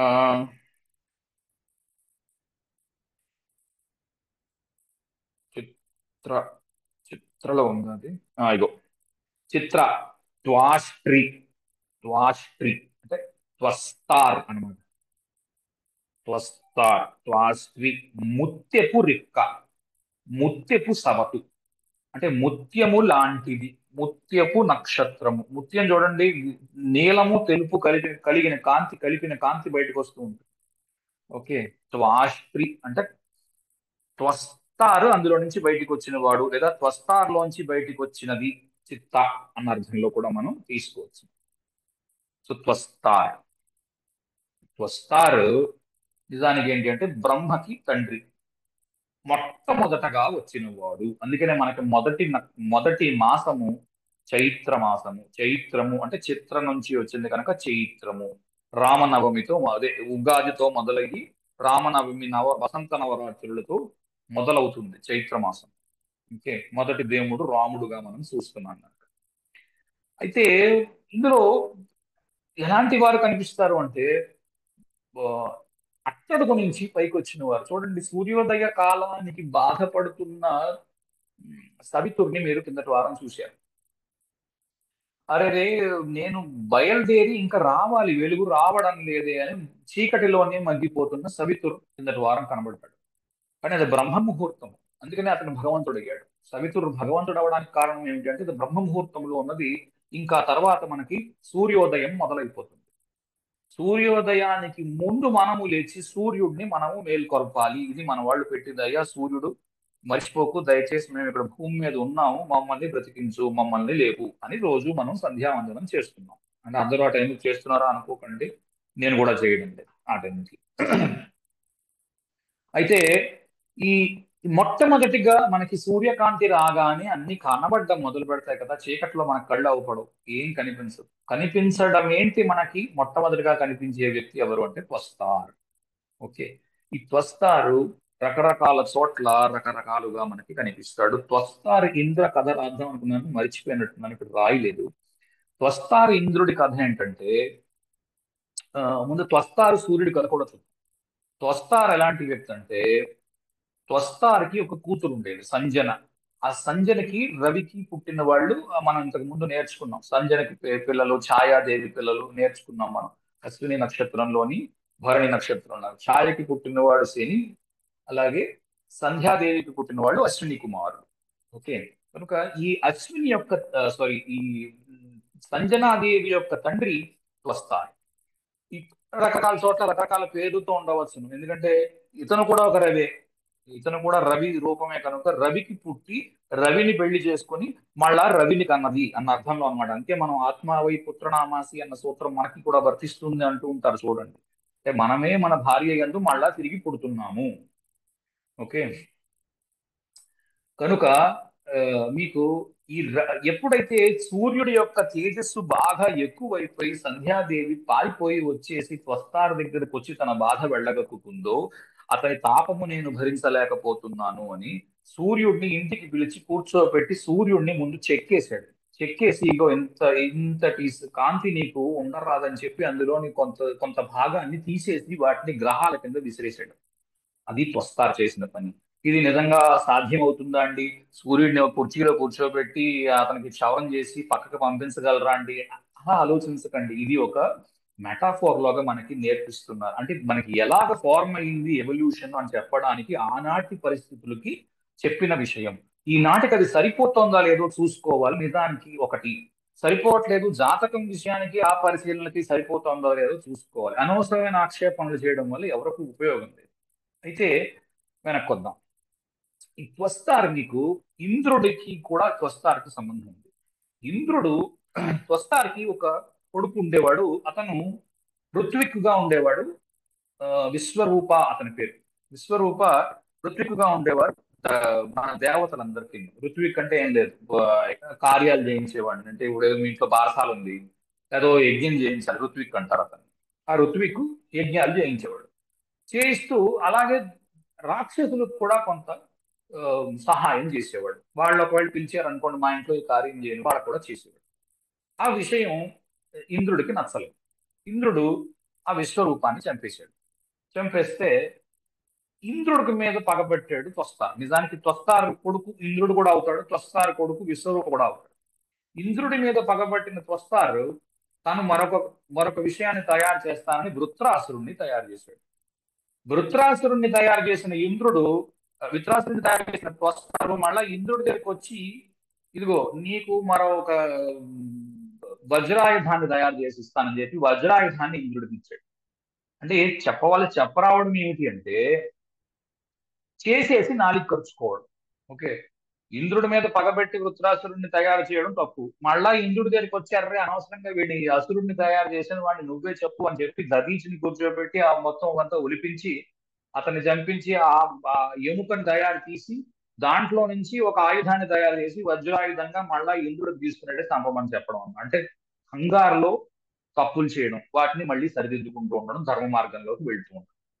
ఓకే, ఇలా కూడా ఒక అర్థం చెప్పు. అంటే నువ్వేదో దేవతలను ఆక్షేపిస్తున్నావా ఇలాంటి అర్థాల్లో తీసుకోకండి. వీటికి కూడా చాలా వేరియేషన్స్ ఉంటాయి. మీరు పురాణాల్లో చదివారనుకోండి, ఇంకో రకమైన అర్థాలు ఉంటాయి. ఒకటే ఉంది దాంట్లో నుంచి ఇవన్నీ జరుగుతున్నాయన్న విషయంలో అర్థం చేసుకోండి. ఓకే. విశ్వకర్మ. విశ్వకర్మలో కూడా మీకు ఏంటి అంటే ఈ ఆర్కిటెక్ట్ అని అన్నాను కదా, విశ్వకర్మ గురించి అందరికీ తెలుసు. విశ్వకర్మ పూజ కూడా చేస్తారు చాలా మంది. ఇంజనీర్లు కంపెనీ ఏమైనా ఉందనుకోండి, కన్స్ట్రక్షన్ కంపెనీస్ అన్నింటిలోని కూడా ఈ విశ్వకర్మ పూజ కూడా చేస్తారు. September 25 September. అది ఎందుకంటే ఇంగ్లీష్ వాళ్ళు మొదలు పెట్టారు విశ్వకర్మ పూజ. మన తెలుగు వాళ్ళు కాదు. సెప్టెంబర్ ఏదో తారీఖు పెట్టుకున్నారు, ఆ తారీఖు రోజు చేస్తారు. చేసి ఆ రోజు విశ్వకర్మ పూజ చేస్తారు, అంటే ఇంగ్లీష్ తారీఖు అన్నమాట. అయితే ఏంటి ఇతను దేనికి ఉపయోగపడతాడు అంటే, అతను ఒక ఆర్కిటెక్ట్ గా ఉపయోగపడతాడు, ఇంజనీర్ గా ఉపయోగపడతాడు. ఇది బెస్ట్ దేనికి అంటే ఆర్కిటెక్ట్స్ కి, ఇంజనీర్స్ కి, స్ట్రాటజిస్ట్స్ కి. ఏదైనా ఇబ్బంది వస్తే ఆ ఇబ్బందిని తొలగించడానికి. ఎందుకంటే సూర్యుడికి ఇబ్బంది వచ్చింది, సూర్యుడు పరిగెత్తుకొచ్చాడు విశ్వకర్మ కూర్చుంటానిగో, నన్ను చెక్కేసే అన్నాడు సూర్యుడే. నీకు అచ్చా నీకు ఈ ఇబ్బంది ఉంది, నేను చెక్కేస్తాను అన్నాడు విశ్వకర్మ, ఒప్పుకున్నాడు సూర్యుడు. అలా కూడా అర్థం చేసుకో. ఓకే, విశ్వకర్మ కిందకొచ్చి ఆ, ఏం చేశాడు, మొత్తం ఈ నేల మీద దొరికే వాటన్నిటిని ఉపయోగించి భవనాలు కట్టడం మొదలు పెట్టాడు. ఓకే, అతను కట్టినంత గొప్ప భవనాలు ఎవరికి కట్టలేదు. పాండవులకు కూడా హస్తినాపురంలోని ఒక భవనాన్ని కట్టాడు. ఇంద్రప్రస్థంలోని కట్టిన మయసభ వేరు, ఈ హస్తినాపురంలో కట్టిన పాండవులకి కట్టిన సభ వేరు. అది విశ్వకర్మ కట్టాడు. ఓకే. అలాగే రవి యొక్క రథాన్ని తయారు చేశాడు. రావణుడికి ఒక నిజానికి కుబేరుడికి ఒక పుష్పక విమానాన్ని తయారు చేసాడు, అక్కడి నుంచి రావణుడు లాక్కున్నాడు. శివుడి యొక్క పినాకాన్ని తయారు చేశాడు. అలాగే మరికొన్ని చోట్ల ఎలా ఉంటుంది అంటే, విష్ణువుకి చక్రాన్ని ఇచ్చినవాడు, శివుడికి త్రిశూలాన్ని ఇచ్చినవాడు, అన్నిటినీ ఇచ్చినవాడు త్వస్తారుగా మనకి కనబడుతుంది. కొన్ని చోట్ల దాన్నే అతన్నే విశ్వకర్మ అని కూడా అన్నారు. ఓకే, సరే. సత్య హరిశ్చంద్రుడి గురించి చెప్తున్నప్పుడు ఇందాక చెప్పాను, తనని అన్యాయం చేసుకుని అవతల వారికి న్యాయం చేయడానికి కూడా సిద్ధపడిపోవడము, కాన్స్టెంట్ గా ధర్మ సంకటాల్లో ఉండడం. ఇది ఈ నక్షత్రం యొక్క థీమ్. ఓకే. ఈ ధర్మ సంకటాల వల్ల ఏంటంటే చిత్ర విచిత్రమైన ప్రాబ్లమ్స్ వస్తూ ఉంటాయి, ఎవరికి లేని. ఒక ఇంకో ఉదాహరణ ఎలా ఇవ్వచ్చు అంటే, ఫర్ ఎగ్జాంపుల్, ఒక వ్యక్తితో ఒక వ్యక్తితోని భార్య వచ్చింది. ఓ అతనితో సంసారం చేస్తుంది అనుకుందాం. అనుకోకుండా ఇతనికి ఈ చిత్ర వ్యక్తికి భార్య వచ్చింది, సంసారం చేస్తుంది. అనుకోకుండా ఈ చిత్ర వ్యక్తికి ఏదైనా ఇబ్బంది వచ్చింది అనుకోండి, అంటే ఏదో ఏమంటారు, ఆర్థిక ఇబ్బంది వచ్చింది అనుకుందాం ఉదాహరణకి. ఓకే, ఆర్థిక ఇబ్బంది వచ్చింది అనుకోండి, చిత్రవాతను ఏం చెప్తాడంటే, ఇదిగో నువ్వు పెళ్లికి ముందు ఎవరో ఓ, మీ ఇంటి పక్కన ఒక అబ్బాయి ఉండేవాడు అంటావు కదా, అతను ఎక్కడున్నాడు అని అడుగుతాడు. మనం దానికి ఇంకేమంటే అమెరికాలో ఉన్నాడు, బ్రహ్మాండంగా ఉన్నాడు, టచ్ లో ఉంటూ ఉంటాడా మీ ఇంటి వాళ్ళతోని. ఉదాహరణ చెప్తున్నాను సుమా, అందరికి ఇలా జరుగుతుందన్న ఉద్దేశం. అంటే బాగా అవునండి ఉంటాడు, ఓ పని చెయ్యి, నేను ఇన్ని కష్టాల్లో ఉన్నాను, నువ్వు ఎందుకు నాతో పాటు కష్టాలు అనుభవించడం, అతనికి దగ్గరికి వెళ్ళిపోతావేంటి అని అడుగుతాడు. ఇది ఎంత అవివేకంగా ఉంటుంది అంటే ఆ భార్యకి, ఇదేమిటిది, నువ్వు అతను మా ఇంటి పక్కన ఉన్నంత మాత్రాన అప్పుడు ఏదో వాళ్ళు వచ్చి సంబంధం అడిగారే కానీ నాకేమైనా ఇది ఉందా అని ఈవిడ బాధపడుతుంది. లేదు, నాతో పాటు నువ్వు కూడా ఎందుకు బాధపడడం, అనవసరంగా ఆర్థిక ఇబ్బందులు బోల్డ్ ఉన్నాయి, నువ్వు నాతో ఉన్నావు అనుకో, నువ్వు నష్టపోతావు, నువ్వు పని చేయి హాయిగా, మీ ఇంట్లో వాళ్ళకి నేను ఏదైనా నచ్చ చెప్పుకుంటాను, అతను ఖాళీగానే ఉన్నాడు అంటున్నావు కదా, అతను భార్య లేదంటున్నావు కదా, వెళ్ళిపోతావు అంటాడు. అలా ఉంటుంది. అంటే అయ్యో అనవసరమైన ఆర్థిక ఇబ్బందులు నా వల్ల. ఓకే, కనుక నన్ను విడిచిపెట్టేసిన నాకు ఇబ్బంది వచ్చినా బాధ లేదు, నువ్వు సుఖంగా ఉండు. ఓకే, నీ సుఖమే నేను కోరుకున్నా, నేను వీడి అందుకే వెడుతున్నాను, అక్కినే నాగేశ్వర పాట ఉంటుంది మురళీకృష్ణలో. ఇన్సుమిన్సుగా అలాంటిది అనమాట. భర్త వదిలేసి వెళ్ళిపోతే భార్య ఎక్కడైనా సుఖంగా ఉంటుందండి? సుఖంగా ఉండదు. ఈ ఈ బేసిక్ మర్చిపోతాడు ఆ విషయంలో. అందులో ఏంటి అంటే, నా వల్ల నువ్వు అనవసరంగా ఆర్థిక ఇబ్బందులు పడుతున్నావు, ఇది ఆలోచిస్తూ ఉంటాడు. ఓకే. ఓకే, సరే. ఇక్కడ శుక్రుడు నీచ పొందుతున్నాడు. కారణం ఏంటి అంటే, డిప్లొమసీ ఒక డిప్లొమసీ అన్నది లేదు చిత్రకి. ఓకే, చిత్రలోని ఆ, అంటే అవకాశవాదత్వం లేదు. జనరల్ గా శుక్రుడు ఏమి ఇష్టపడతాడంటే, ఎవరు నష్టపోకుండా ఉండాలి, అందరికీ సరి సమానంగా ఉండాలి. నువ్వు త్యాగం చేసే అక్కర్లేదు, నేను పూజ చేసుకోను అక్కర్లేదు. ఓకే, ఈ త్యాగాలు ఇవన్నీ వద్దు. డిప్లొమసీ ఉండాలి. రెండోది ఏది పడితే అది నోటికి వచ్చింది మాట్లాడుతుంది. పని జరగాలి. ఆ, డబ్బు రావాలి. డబ్బు సంపాదించడం మీద ఆసక్తి కనబరచాలి. ఇది చూస్తూ ఉంటాడు శుక్రుడు. అంటే దానానికి కూడా తాను వెనకాడ్డండు. శుక్రుడు ఇచ్చినంత దానం నిజానికి ఎవరు ఇవ్వరు. శుక్రుడు చాలా దానం ఇచ్చాడు. ఎందుకంటే భూమి మొత్తాన్ని మీకు పరశురాముడు శుక్రుడికి అవతారంగా చెప్పుపడతాడు. పరశురాముడు మొత్తం భూమి అంతటిని జయించి కశ్యప మునికి మొత్తాన్ని దానం ఇచ్చేసాడు. ఒక్క క్షణంలో ఇచ్చేయి నాకు, నేను పూజ చేసుకుంటాను అనగానే తీసేసుకున్నాడు కశ్యప ప్రజాపతి లేదా కశ్యప ముని. కానీ ఇప్పుడు సత్యము అన్న మాట ఉందనుకోండి, జాగ్రత్తగా ఆలోచించండి. ఎవరో తరుముకుంటూ వచ్చారు రౌడీలు ఒక అమ్మాయిని. తరుముకుంటూ వచ్చి ఇక ఆ అమ్మాయి ఎక్కడికి వెళ్ళింది అని అడిగారు అనుకోండి రౌడీలు, మీరు ఏం చెప్తారు? ఆ అమ్మాయిని చంపేస్తారని తెలిస్తే అబద్ధం చెబుతారు. ఆ టైంలో లేదండి, నేను సత్యహరిశ్చంద్రుడు ఫాలోవర్ నండి, నిజమే చెప్తానండి, అదిగో ఆ అమ్మాయి ఆ పక్కకి వెళ్ళి కారు వెనకాల దాంకుందండి అని చెప్తారా? చెప్పరు కదా. ఈ చిత్త వాళ్ళు అలా కూడా చెప్పడానికి ఆలోచిస్తారు. అయ్యో అధర్మం అయిపోతుందేమో, ఎవరో వచ్చి అడిగారు, మనం అంటే ఇంత డైరెక్ట్ గా ఎవరో రౌడీ లాగా వచ్చి అడగరు, సిచ్యువేషన్ ని ఎగ్జాజరేట్ చేస్తున్నాను అంతే. ఓకే, అధర్మం అయిపోతుందేమో, మనం డిప్లొమసీ పాటించకూడదు, నిజం చెప్పేయడం మంచిది అని అక్కర్లేని చోట్లల్లా నిజాలు చెప్తూ ఉంటారు. ఆ నిజాలు చెప్పడం వల్ల ఏం ఉపయోగం లేదు. నిజానికి అవతల బయటకు వస్తూ ఉంటాడు. ఈ నిజానికి అమ్మో, తెలిస్తే ప్రాణం పోతుంది అన్న నిజానికంటే తెలియకుండా ఉన్న అబద్ధమే మంచిది అంటాడు శుక్రుడు. ఓకే, ఇది డిప్లొమసీ అంటే. అది మెయింటైన్ చేయలేదు చిత్త. అందుకు ఫస్ట్ ఆఫ్ ఆల్ చిత్త ఇబ్బంది పడుతుంది. రెండోది, డబ్బు విషయంలో జాగ్రత్త వహించడం శుక్రుడికి చాలా ఇష్టం. డబ్బు జాగ్రత్తగా కాపాడుతూ జాగ్రత్త వహించడము చాలా ఇష్టం.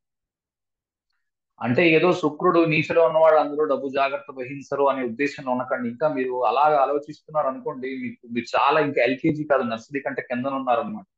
నాకు ఏదో శుక్రుడు నీచలో ఉన్నాడు, డబ్బు జాగ్రత్త లేదు అనే మీ ఉద్దేశంలో మీరు ఉన్నారనుకోండి, మీరు చాలా చాలా వెనకబడి ఉన్నారు. ఓకే, అలా ఉండదు. ఓకే, D1 చూసి నీచలు, D1 చూసి ఉచ్చలు, సంకలు గుద్దుకోవడాలు, బాధపడిపోవడాలు అస్సలు చేయవద్దు. అక్కడి నుంచి ఏమీ ఫలితం రాదు. ఓకే, ఆ డబ్బు సంపాదించడము, డబ్బు దాచుకోవడము, డిప్లొమసీ మెయింటైన్ చేయడము, వ్యాపారము మీద ఆసక్తి ఉండడము. వీళ్ళకి ఏంటంటే చిత్తకి కొద్ది రోజులు పోయిన తర్వాత, డబ్బు గణించిన తర్వాత వ్యాపారం కూడా చేసే ఉద్దేశాలు ఉండొచ్చు. చేయరని నేను అనట్లేదు. వ్యాపారం చేసేవాడు ఎలా ఉండాలి?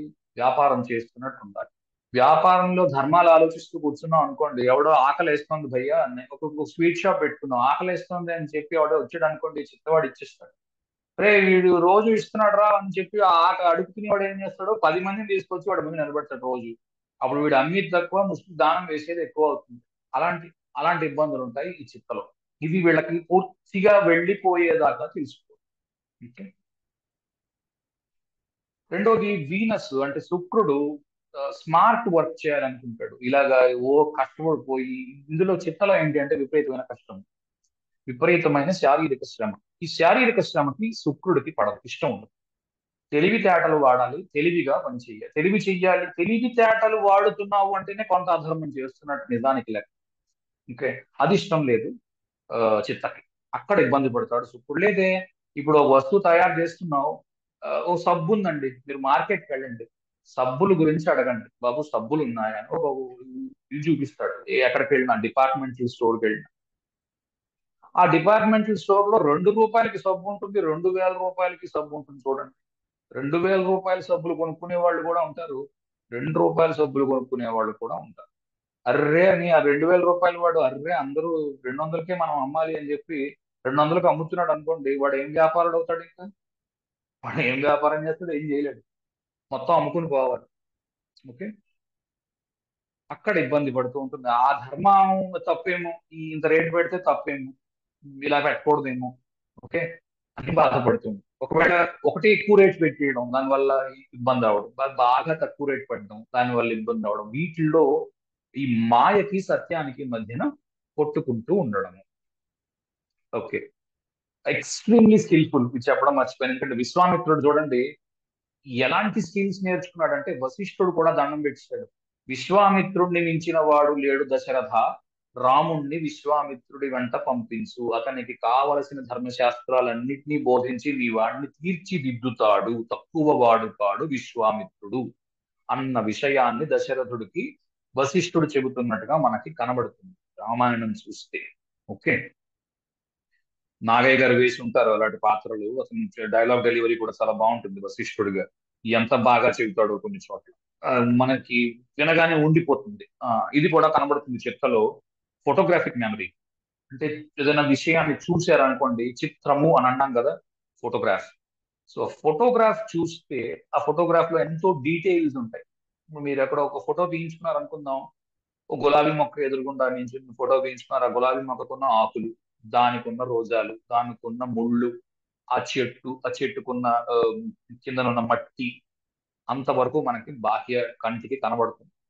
ఆ ముందుకున్న మీరు మీరు వేసుకున్న బట్టలు, ఆ బట్టల్లో ఉండే ప్యాటర్న్, అంటే గళ్ళు ఉంటే గళ్ళు, లేకపోతే చుక్కలు, పువ్వులు, ఏమున్నాయి అన్ని కనబడతాయి కదా ఫోటోగ్రాఫ్ తీసుకుంటే. అవి మీరు వేసుకున్న చెప్పులు, మీరు కళ్ళద్దాలు పెట్టుకుంటే కళ్ళద్దాలు, వేసుకున్న ఆభరణాలు. ఇప్పుడు ఆడవాళ్ళు ఉన్నారు అనుకోండి, ఏం ఆభరణాలు వేసుకున్నారని జూమ్ చేసి చూస్తున్నారు. ఫోటో పెట్టారు, ఏంటది, స్టేటస్. ఆ స్టేటస్ లో ఆ ఫోటో పెడితే ఆ ఫోటో జూమ్ చేయడం, అందులో ఏం ఆభరణాలు వేసుకున్నారో చూడడం. తప్ప నేను అన్ను. వాళ్ళ ఇంట్రెస్ట్ వాళ్ళది. కనుక అంత డీటెయిల్డ్ గా ఉండడం, అంత డిస్క్రిప్టివ్ గా ఉండడం, క్లారిటీగా ఆలోచించడం, స్కిల్ఫుల్ గా ఉండడం. ఎక్స్ట్రీమ్లీ స్కిల్ఫుల్ ఉంటారు చిత్ర, బ్రిలియంట్ కాబట్టి. వాళ్ళని మించిన బ్రిలియంట్ ఇంకొకళ్ళు. ఓకే. రెండోది, చిత్రగుప్తుడికి రిటైర్మెంట్ లేదు, యముడికి రిటైర్మెంట్ లేదు. సో ఈ చిత్రలో పడ్డది కాన్స్టెంట్ గా ఏదో ఒక పని చేస్తూ ఉంటుంది. కనుక లగ్నాధిపతి డిస్పోజిటర్, ముఖ్యంగా లగ్నాధిపతి డిస్పోజిటర్ పడ్డాడు చిత్రలో. కాన్స్టెంట్ గా లైఫ్ లాంగ్ పని చేస్తూ ఉంటారు. పని లేకుండా ఉంటే వాళ్ళకి తోచదు. ఓకే. యూజువల్ గా పుట్టే సమయానికి కొంత కొంత పేదరికంలో ఉండడము, కొంత మిడిల్ క్లాస్ లో ఉండడము, లేదా పెద్ద ఇన్సల్ట్ జరగడము, ఏదైనా ఒక సంఘటన జరిగి దాని వలన ఏదైనా ఇన్స్పిరేషన్ పొందడము, ఇలాంటివి మీకు చిత్రలో కనిపిస్తాయి.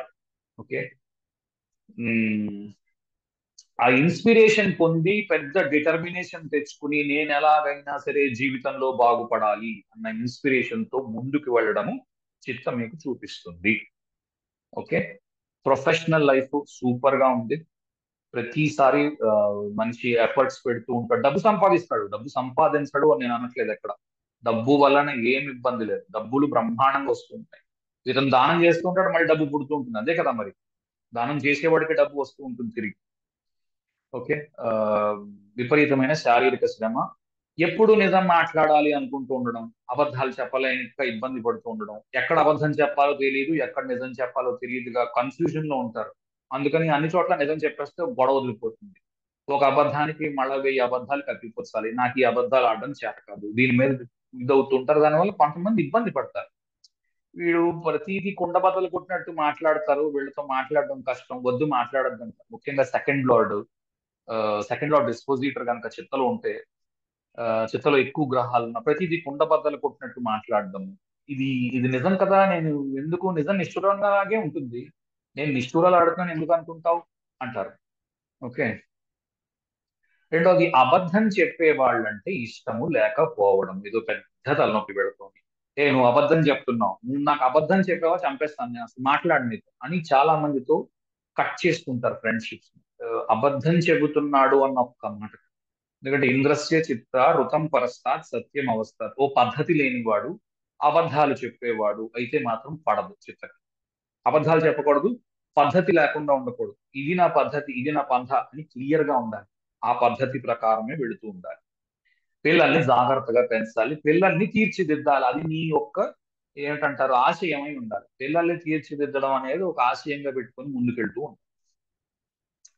So first house dispositors, first house connections, first house ఇవి వచ్చినప్పుడు చాలా క్లియర్ కట్ గా మాట్లాడడం. ఓకే. క్లియర్ కట్ గా ఇన్ఫర్మేషన్ ఇవ్వడము. ఉద్యోగం విషయంలో మాట్లాడుతున్నాం అనుకోండి, ఇలాంటి వాళ్ళు ఎస్ఓపిస్ తయారు చేయడానికి, ఆర్కిటెక్చర్ తయారు చేయడానికి, ఆర్కిటెక్ట్స్ గాను, బొమ్మలు వేసే వాళ్ళ గాను, ఓ ఫ్లో చార్ట్ వేసి ఫ్లో చార్ట్ తో నీట్ గా ఎక్స్ప్లెయిన్ చేసే వాళ్ళలాగా కనిపించే వాళ్ళు మీకు ఫస్ట్ హౌస్ లో కనిపిస్తూ ఉంటారు. వీళ్ళకి విచిత్రమైన ప్రాబ్లమ్స్ వస్తూ ఉంటాయి. వీళ్ళకి వచ్చే ప్రాబ్లం అదే చెప్పాను కదా, ధర్మం అధర్మానికి మధ్యన కొట్టుమిట్టాడుతూ ఉండడం వల్ల అసలు నిజానికి అక్కడ ఏ ప్రాబ్లం ఉండదు. వీళ్ళు ఊరికే ఎక్కువ ఆలోచన చేస్తూ ఉంటారు. బుర్ర పెద్దది చిత్తకి. చిత్త చాలా తెలివైనది, ఎందుకంటే వెలుగులోకి అప్పుడే వచ్చింది. తొలి తొలి వెలుగు రాగానే చాలా వికాసం ఉంటుంది బుర్రలో. అప్పుడే మీరు సంధ్యావందనం అది కంప్లీట్ చేసుకుని కూర్చుని చూస్తే 6 గంటలకు వస్తున్న అరుణోదయాన్ని చూస్తూ ఉన్నారనుకోండి, ఆ టైంలో మంచి వికాసం ఉంటుంది మనిషి. ఆ టైంలో తీసుకోగలిగిన తెలివి చాలా ఎక్కువ ఉంటుంది. అందుకే పొద్దున్నే లేచి చదవండి అంటారు పిల్లల్ని. ఏ బ్రహ్మముహూర్తానికి లేండిరా, తొందరగా లేచి చదవండి అంటారు. ఎందుకంటే బాగా గుర్తుంటుంది ఆ టైంలో చదివితే. ఓకే. ఆ, అందరి ముందు ఓపెన్ గా మాట్లాడడం ఈ సెకండ్ కనెక్షన్స్ లో వచ్చినప్పుడు ఎక్కువ ఇబ్బంది నాకు కనిపిస్తోంది.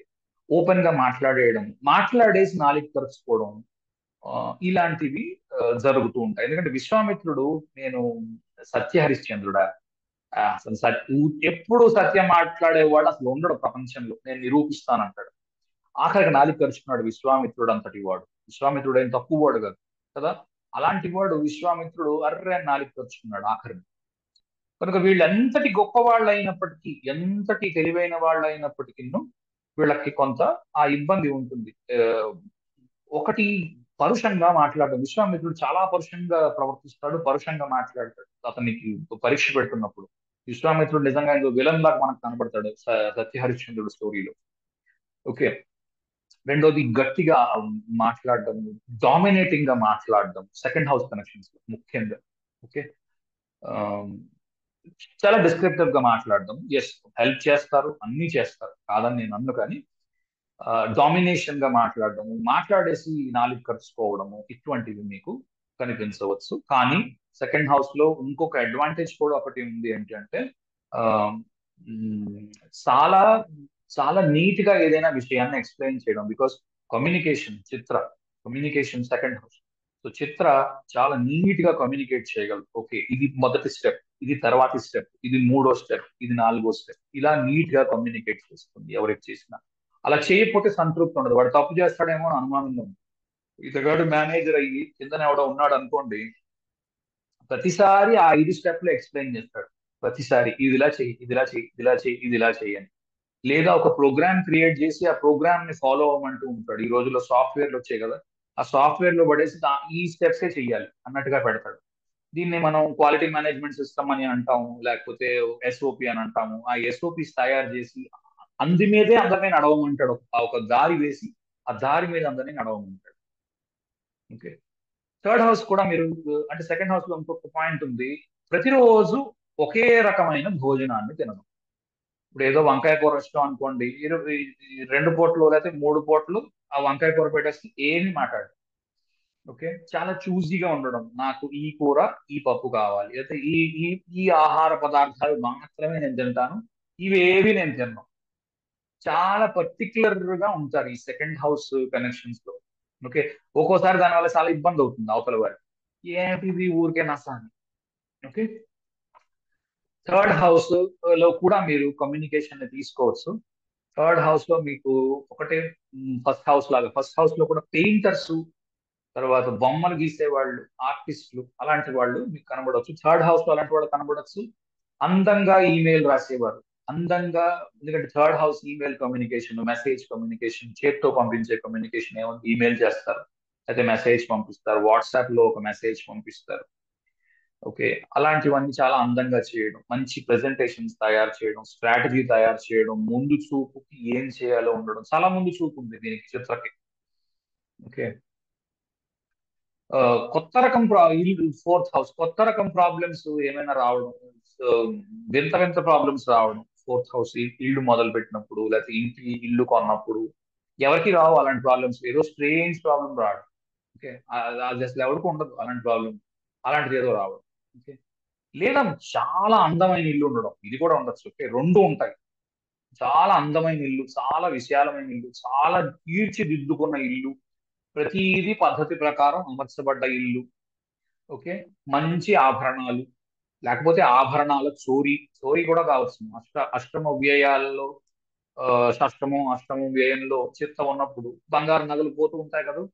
అలాంటివి ఏమైనా వింటే చిత్త కనెక్షన్ ఉందేమో చూడండి, బంగారు నగలు చిత్తలో ఉంటాయి. ఓకే. ఆ దశ అంతర్దశలు కూడా మనకి కనబడవచ్చు. ఆ, తల్లి బాగా పనిచేస్తున్న వ్యక్తిగా కూడా మనకు కనబడవచ్చు.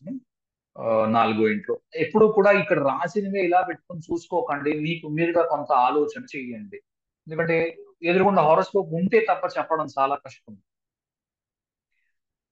ఐదో ఇల్లు. ఐదో ఇల్లు కనెక్షన్ ఉన్నా లేకపోయినా చిత్తలో గ్రహం ఉంది అని అంటే ఆ పర్టికులర్ ఇంటి మీద చిత్తకి చాలా కంట్రోల్ ఉంటుంది పిల్లల గురించి. ఫర్ ఎగ్జాంపుల్ ఏదో 12వ ఇంట్లో చిత్త ఉంది. ఓకే. అంటే పిల్లలు ఖర్చు ఏం పెడుతున్నారు అన్న దాని మీద, పిల్లలు ఎక్కడికి వెళుతున్నారు, ఎందుకంటే 12వ ఇల్లు ట్రావెల్, ఎక్కడికి వెళుతున్నారు. 12వ ఇల్లు 4వ ఇంటి నుంచి కూడా ట్రైన్స్ లో ఉంటుంది, వాళ్ళ ధర్మాచరణ ఎలా ఉంది, పిల్లల మీద కాన్సన్ట్రేషన్ దేని మీద ఉంటుంది, వీటి మీద ఉంటుంది. ఓకే. ఎక్కడున్నా సరే చిత్త పిల్లల మీద కాన్సన్ట్రేషన్ చూపిస్తుంది. అది డిపెండింగ్ ఆన్ ఏ ఇంట్లో ఉంది అన్న దాన్ని బట్టి. ఇప్పుడు నేను 12వ ఇంటివి చెప్పాను సూచకాలు. మీరు ఏ ఇంటికి ఆ ఇంటికి మీకు తెలిసి ఉండాలి, వాటి మీద ఎక్కువ దృష్టి పెట్టడం. ఓకే. ఆరో ఇల్లు. ఆరో ఇల్లు యూజువల్ గా ఏంటి అంటే చిత్ర విచిత్రమైన ఆ, ఒకటి రోగాలు ఉండడం కావచ్చు, లేదా చాలా డిఫరెంట్ గా పనిచేసే వ్యక్తి కావచ్చు. అతను చేస్తున్న పని లాంటి పని ప్రపంచంలో ఇంకెవరికి లేదు. అలాంటి పనులు కొన్ని ఉంటాయి. అలాంటి పని ఉండొచ్చు. లేదా ఇప్పుడు లగ్నాధిపతి ఆరో ఇంట్లో ఉన్నాడు, ఆరో ఇంటి వాడు 8వ ఇంట్లో ఉన్నాడు. ఇది ఏదైనా రోగాన్ని చూపెట్టవచ్చు డిపెండింగ్ ఆన్ నవాంశం. ఓకే. చాలా మంది ఏదో సంకల్ప ఉద్దేశించుకుంటున్నారు, ఆరో ఇంటి వాడు 8వ ఇల్లు, 8వ ఇంటి వాడు ఆరో ఇంట్లో ఉన్నాడు అంటే ఏదో విపరీత రాజయోగం, గాడిద గుడ్డు అని అనుకుంటున్నారు. ప్రతిసారి విపరీత రాజయోగం ఉంటుందన్న గ్యారంటీ ఏం లేదు. కొత్త రోగం కూడా ఉండొచ్చు. ఓకే. కనుక ఉత్త విపరీత రాజయోగం అని సంకల్ప ఉద్దేశించుకోకూడదు. అంటే మనకు మనకుంటుందనే ఉద్దేశంలో చెప్పట్లేదు. నేను చెప్తుంది ఎవరికి అంటే రేపు ఉదయం ఎవరైతే జ్యోతిష్కులుగా కాబోతున్నారో వాళ్ళ గురించి మాట్లాడుతున్నాను. సో మన దగ్గరికి వచ్చిన horoscope first lord 6th house, 6th lord 8th house, ముఖ్యంగా ఈ రెండు మేషం లగ్నమై ఆరో ఇంట్లో, కన్యలో లగ్నాధిపతి యొక్క డిస్పోజిటర్ బుధుడు ఆ, అష్టమంలో ఉన్నాడు అనుకుంది. అంటే స్కార్పియోలు ఈ రెండు రోగం కలిగించే, ఒకటి కన్య, రెండు స్కార్పియో. ఈ రెండు రోగాన్ని ఇస్తాయి. ఎందుకంటే మేషాత్తు షష్టాష్టమాల్లో ఉన్నాయి కాబట్టి ఖచ్చితంగా ఇస్తాయి అనడానికి లేదు. లేదా విపరీతమైన స్ట్రగుల్ ఉంది లైఫ్ లో, దాన్ని నెట్టుకుంటూ పైకి రావాలి. Okay. 7th house. Seventh house లో ఏంటి అంటే ప్రపంచానికి తన యొక్క కళని చూపించడము. ఎందుకంటే సప్తమము ప్రపంచము కావచ్చు. తనకు తెలిసినది ప్రపంచాన్ని చూపించడానికి తాపత్రయపడడము చిత్త. ఎందుకంటే విశ్వామిత్రుడు అదే పని చేశాడు. నేను ఒకడివే బ్రహ్మర్షి ఎలా అవుతావు, నేను అవుతాను బ్రహ్మర్షిని. ఎందుకంటే అవమానాన్ని పొందాడు కాబట్టి. 7th హౌస్ లో కూడా ఎక్కువగా కనిపిస్తుంది చిత్ర డామినేషన్ గా. అంటే ప్రతి నక్షత్రానికి కొన్ని ఇళ్ళు చెప్తున్నాను కదా. ఇప్పుడు భరణి ఉంది, సప్తమానికి కనెక్ట్ అవ్వకుండా ఉంటే మంచిది అనుకోవడం, చతుర్థానికి సప్తమానికి ఎక్కువగా కనబడడం రిజల్ట్స్, మిగిలిన వాటిలో పెద్దగా రిజల్ట్స్ కనబడకపోవడం చూస్తున్నావా. అలాగే చిత్రలో కూడా మీకు సప్తమ కనెక్షన్స్ ఉన్నప్పుడు రిజల్ట్స్ ఎక్కువ వస్తున్నాయి. ఓకే. లగ్న కనెక్షన్ కంట సప్తమ కనెక్షన్ మీద ఎక్కువ రిజల్ట్స్ వస్తున్నాయి. అంటే ప్రపంచానికి తాను ఎవరో చూపించుకోవడానికి, ఇగో నేను ఇది అని నిరూపించుకోవడానికి ప్రయత్నం చేయడము, ఎక్కువగా ఇబ్బంది పడడం కూడా. ఏది చెప్పాను చూడండి, ఈ త్రిశంకు స్వర్గానికి నిజానికి మధ్యలో కొట్టుమిట్టాడడం గురించి చెప్పాను కదా, అది కూడా మీకు కనిపించవచ్చును. ఓకే. లేదా సప్తమానికి మీకు ఉన్నప్పుడు భార్య బాగా నలిగిపోతున్న భార్య అయి ఉండవచ్చు. ఓకే. ఆ అదే ఇందాక చెప్పిన ఎగ్జాంపుల్. నేను ఆర్థిక ఇబ్బందులు ఉన్నాను అనిపిస్తే ఓ పని చేయి, హాయిగా నువ్వు వేరే వాడితో వెళ్ళిపో, నీకు ఇబ్బంది ఏం లేదు, నేను ఏమీ అనను నిన్ను. అలాంటి అర్థం లేని ఆలోచనలు చేస్తూ ఉండడం. లేదా పూర్తిగా అసలు నువ్వు పెళ్ళి ఎందుకు చేసుకోవాలి అని అనుకుంటూ ఉండడం. ఓకే. ఆ, ఇలాంటివి ఏమైనా ఉండవచ్చు. స్ట్రేంజ్ గా ఆలోచించడం, అందరూ ఆలోచించే బాణీలోని రీతిలోని ఉండకుండా కంప్లీట్ గా డిఫరెంట్ అంటారు చూడండి, రొటీన్ కి భిన్నంగా అని. ఆ రొటీన్ కి భిన్నమే చిత్రము. ఆ, అన్ని చోట్ల అదే స్ట్రేంజ్ ఇష్యూస్ అండ్ ఇన్హెరిటెన్స్ పొందడానికి, తన యొక్క ఆస్తి పొందడానికి ఏదో రకరకాల ఇష్యూస్ ఉండడం. ఇవే ఉంటాయని నేను చెప్పడం లేదు. ఎక్కువ ఇష్యూస్ గురించి నేను ఎందుకు రాస్తున్నాను అంటే, ఎవరైనా జాతకం దేనికి చూపించుకుంటారు అంటే ప్రాబ్లం ఉంది అంటేనే చూపించుకుంటారు. అంతా బ్రహ్మాండంగా ఉంటే ఎవరు చూపెట్టుకోరు. నేను తయారు చేస్తుంది జ్యోతిష్కుల్ని గనక వారిని దృష్టిలో పెట్టుకొని నేను చెబుతున్నాను. అంటే అంతేగాని మీ జాతకాల్లో మీరు చూసుకుని వెంటనే పడుకోవడానికి కాదు. లేకపోతే ఏదో చిత్రాల్లో ఎంతో ఇంటి వాడు ఉన్నా ఏమిటి మనకి స్ట్రేంజ్ ఇష్యూ వస్తుందా అని చెప్పి గుమానికి అడ్డంగా పడుకోవడం, అంతకంటే కాదు. ఇది ఒక్కటే చూసుకుని ఏదో ఇష్యూ వచ్చేస్తుంది అనుకోవడం, అంతకంటే అవివేకము వెర్రి మరొకటి లేదు. ఇంకా మీరు అలాగే ఉన్నారు అంటే మారవలసి ఉన్నది, తప్పు చేస్తున్నారు, అలాగా ఆలోచించరాదు. నాలుగు వైపుల నుంచి చూపెడితే మాత్రమే ఇష్యూ కనిపిస్తుంది. ప్రాబ్లం అయినా మంచి అయినా నాలుగు చోట్ల నుంచి రావాలి. ఎప్పుడైనా డివిజనల్ చార్ట్స్ కూడా చూసినప్పుడు దాంట్లో కూడా కనబడాలి. కనబడకుండా ఇష్యూ రాదు. ఇప్పుడు నేను ఏం చెప్పినా సరే డివిజనల్ చార్ట్ లో ఖచ్చితంగా చెక్ చెయ్యాలి. ఓకే. అంతేగాని ఏదో షష్టమాధిపతి ఎక్కడో దగ్గర ఉంటాడు. షష్టమాధిపతి ఉండడు. బో- 12 గళ్ళు ఉన్నాయి. 12 అధిపతులు ఉన్నారు. 12వ ఇంటి వాడు ఎక్కడో దగ్గర ఉండాలా? 8వ ఇంటి వాడు ఎక్కడో దగ్గర ఉండాలా? ఇలా అయితే ఎక్కడా ఉండకుండా ఎలా అవుతుంది? ప్రతి వాడికి ఎక్కడో దగ్గర ఉంటుంది. ఉన్నదానికి ఏం ఇబ్బంది వస్తుంది అన్నది చాలా సర్ఫేస్ లెవెల్ ఇబ్బంది కావచ్చు. చాలా చిన్నది. అది ఏం పెద్ద విషయం కూడా కాదు. అలాంటిది కూడా కావచ్చు. అంతేగాని ఏదో ఇది వినేసి వెంటనే గుమ్మాలకు అడ్డంగా పడుకుంటున్నారు అనుకోండి, అది చాలా తప్పు. అలా చేయకూడదు. ఆ 9th హౌస్, తండ్రి బాగా కష్టపడుతున్న వాడై ఉండొచ్చు. ముఖ్యంగా ఇది ఫిజికల్ వర్క్ ని చూపిస్తుంది. ఓకే. చిత్తలో ఏంటి అంటే ఆ, హరిశ్చంద్రుడు రాజై ఉన్నాడు. అలాంటి వాడు ఫిజికల్ గా వర్క్ చేశాడు.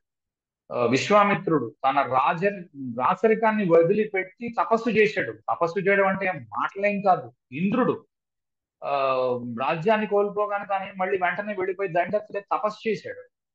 ఓకే. తపస్సు అన్నమాట. ఇది తపస్సు లాంటి పని. ఇంకా దీంట్లో ఏమిటి అంటే ఇది చెయ్యాలి.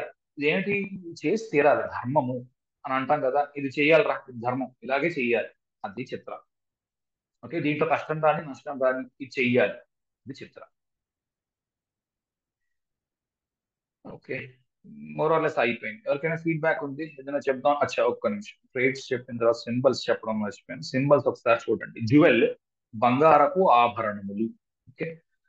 బంగారపు ఆభరణాలు ఎలాగైతే ఛాయగా మెరుస్తూ ఉంటాయో ఆ రకంగా ఈ మనిషి చేస్తున్న పనులన్నీ అంత అందంగా కనబడతాయి. అందంగా ఉన్నాయా లేవా, పొందిగ్గా ఉన్నాయా లేవా చూసుకుంటూ ఉంటాడు ప్రతిసారి ఈ చిత్రంలో మనిషి. అందంగా ఉందా లేదా, ప్రెజెంటేషన్ బాగుందా లేదా, దాని మీద ఎక్కువ దృష్టి. బాహ్య సౌందర్యం మీద దృష్టి ఒకటి. అంత సౌందర్యం మీద, తనకి తానం మీద దృష్టి. చూపించే వాళ్ళకి అందంగా ఉందా లేదా అని బయటికి చూపిస్తూ ఉంటాడు. లోపల తనని తాను సంస్కరించుకుంటూ ఉంటాడు. రెండూ ఉంటాయి చిత్రంలో. ఓకే. అందుకు కూడా కొంచెం ఇబ్బంది కనబడుతుంది మనకి. ఎందుకంటే అంత సులువు కాదు. లోపల మీరు మిమ్మల్ని మీరు సంస్కరించుకోవడం అంత సులువైన విషయం కాదు. చేసుకుంటున్న వాళ్ళకి తెలుస్తుంది.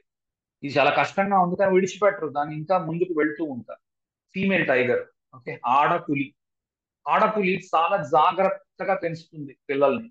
ఓకే. వాళ్ళకి హంటింగ్, ఎలా వేటాడాలి అవన్నీ కూడా ఆడపులి నేర్పిస్తుంది.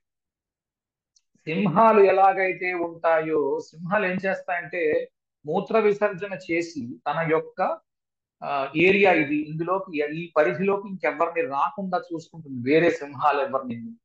ఓకే. తన యొక్క భార్య, తన యొక్క భర్త, తన భార్య, తన పిల్లలు అవి మాత్రమే చూసుకుంటూ ఉంటాయి. ఒక ఒక ఒక సింహం కుటుంబం అలా ఉంటుంది.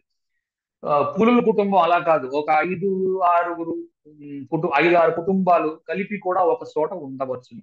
అంటే ఏంటంటారు, ఫారెస్ట్ లో తిరిగేటప్పుడు. ఓకే. అడవిలో తిరిగేటప్పుడు దేనికి ఉపయోగపడుతుంది అంటే ఎవరినైనా ఎంకరేజ్ చేయడానికి. చెప్తున్నా అనుకోండి, ఇబ్బంది అని ఉంది, ఆలోచించదేమి.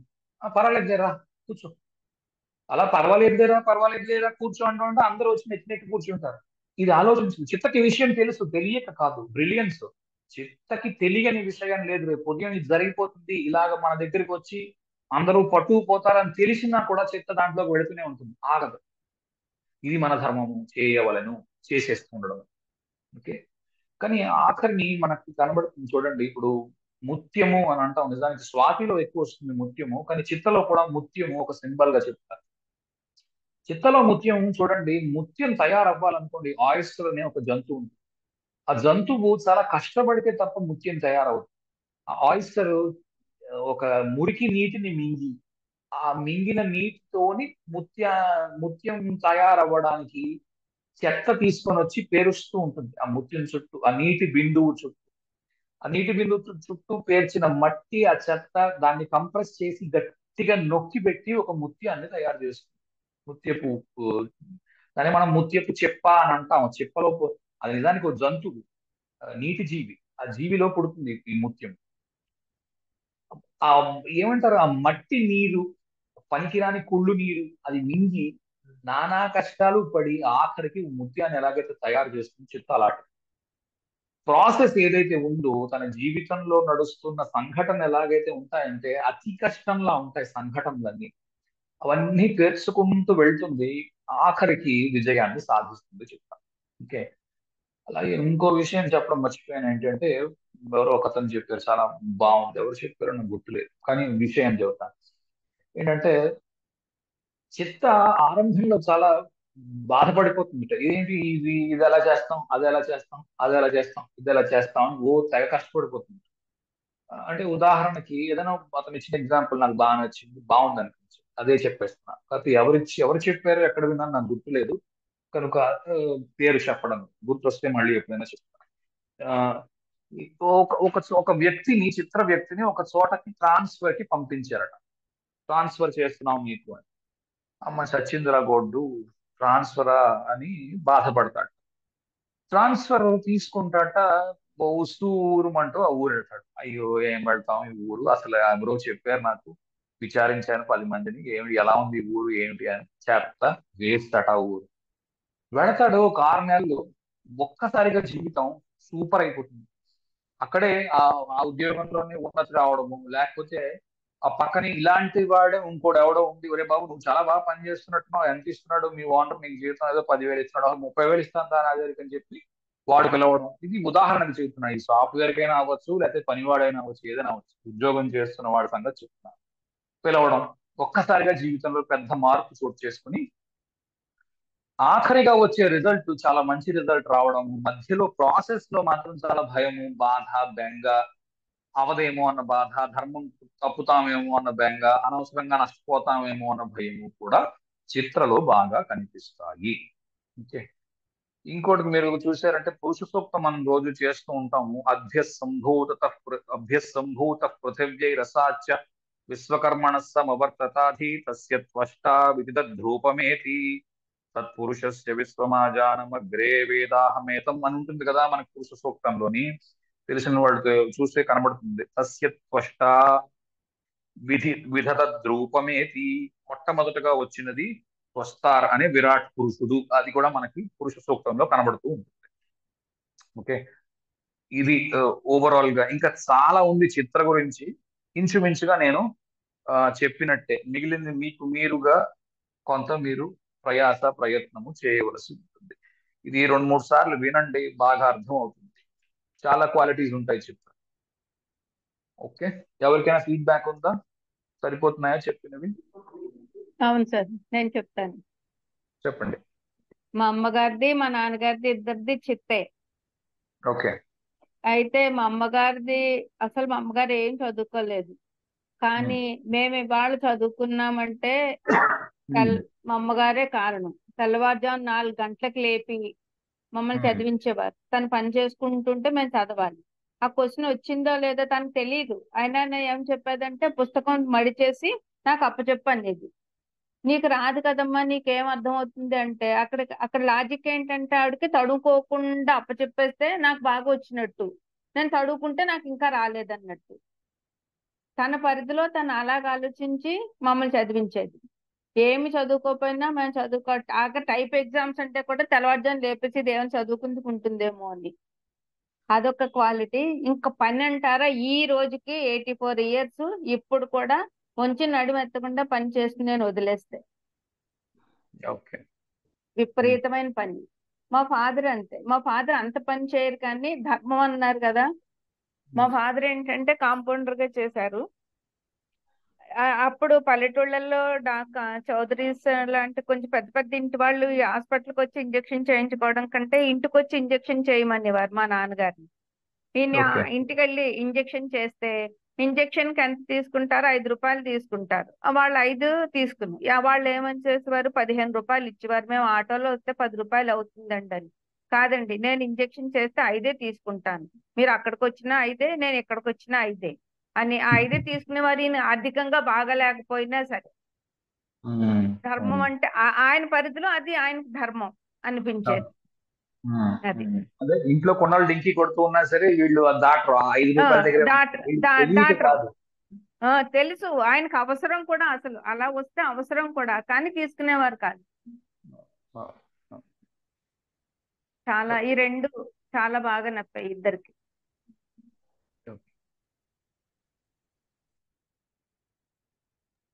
సార్ నాది లగ్నం 9th lord, 6th lord, 2nd lord, డిస్పోజిటర్ అన్ని చెప్పేసి సార్. యాజ్ ఇట్ ఈస్ గా 200% మ్యాచ్ అయ్యాయి. ఏంటో ఒకటి రెండు క్వాలిటీస్ చెప్పండి. ఇప్పుడు పిల్లలు చెప్పారు కదా, అది నేను మా అమ్మాయిని దాని వెనకాతలే ఉంటాను పొద్దు నుంచి రాత్రి వరకు అని. ఆ అమ్మాయికి ఎగ్జామ్ రాస్తే నేను రాస్తున్నట్టు ఫీలింగ్ నాకు. అదే యాతన 24 hours, అదే యాతన పిల్లల విషయంలో. హైలీ డిస్క్రిప్టివ్, అది కరెక్ట్.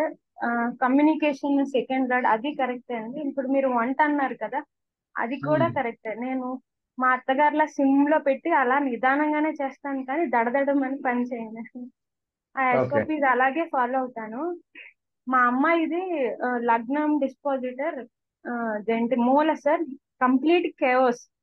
నాది అంతా order, exactly opposite. Okay. Next 9th lord, అది కరెక్ట్ సార్. మర్క్యూరీ డిపాజిటర్, అది కూడా డిస్పోజిటర్ ఇదే చిత్తలోనే సార్. ఏ లగ్నం ఇంతకి ఏం చెప్పారు మీరు? లగ్నము మకర లగ్నం అండి. ఓకే, మకర లగ్నం. శని వచ్చి అదేంటి ఇందులో చిత్తలో. చిత్తలో శని కాదు, శని తాలూకా డిస్పోజిటర్ మర్క్యూరీ చిత్తలో. మర్క్యూరీ చిత్తలో. అందుకని 6th లార్డ్ కూడా ఇందులోనే. విపరీతమైన శ్రమ పడతాను, విపరీతంగా. అంటే పక్క వాళ్ళ పని కూడా నేనే తీసుకు చేసేస్తానండి. అది నా బాధ్యత, నా ఇల్లు, నా భర్త, నేను వాళ్ళు చేయకపోయినా నాకేం పర్వాలేదు, నాది రెస్పాన్సిబిలిటీ. ఇవన్నీ ధర్మం, ఇవన్నీ కరెక్ట్ అండి. Exactly 100% correct. Okay okay. నేను ఒకటి చెప్తాను సార్.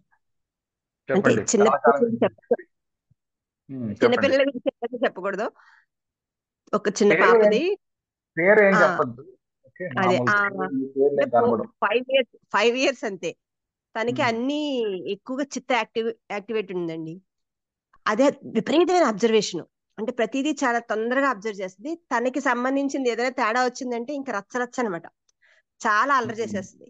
ఒక్క 10 నిమిషాల తర్వాత అది ఎలా రిపెండ్ అవుతుందంటే, నేను పెద్ద అయ్యాక చాలా కైండ్ గా అయిపోతాను, నేను ఇలా ఉండను అని చెప్తుంది. అంటే తను చేసిన తప్పని, తను కరెక్ట్ గా ఉండాలని కూడా అప్పుడే దానికి అంత అబ్జర్వేషన్.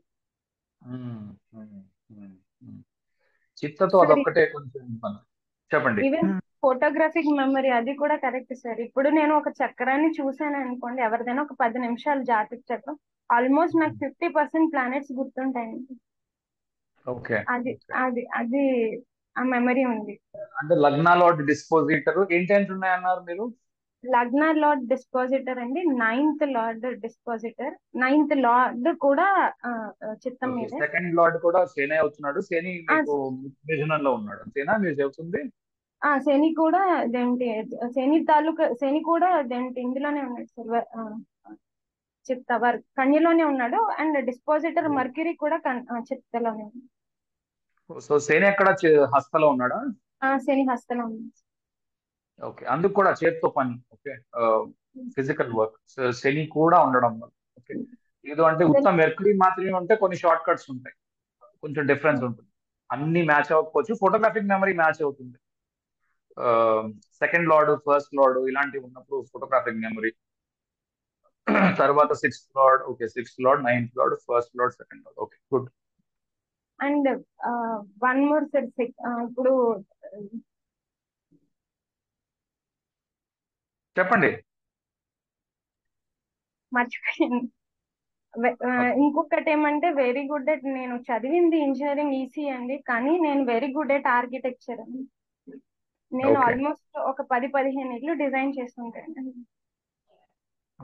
ఆర్కిటెక్చర్ కూడా మ్యాచ్ అవుతుంది. ఓకే, ఎస్ఓపీస్ అవి బాగా చేస్తారా మీరు? విపరీతం. ఇప్పుడు ఎవరికైనా ఇప్పుడు ఒక అడ్రస్ చెప్పాలన్నా కూడా ఇంకా ఆల్మోస్ట్ వాళ్ళకి బొమ్మ వేసినట్టు చెప్తానండి. 1st లార్డ్, 2nd లార్డ్ చెప్తా. Good good. ఓకే, ఇంకెవరున్నారు? సార్ ఒక అమ్మాయి సాజిటేరియస్ లగ్నము.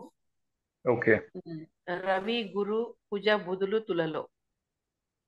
ఓకే దానిలో రవి గురులు ఇద్దరు చిత్తలో సార్.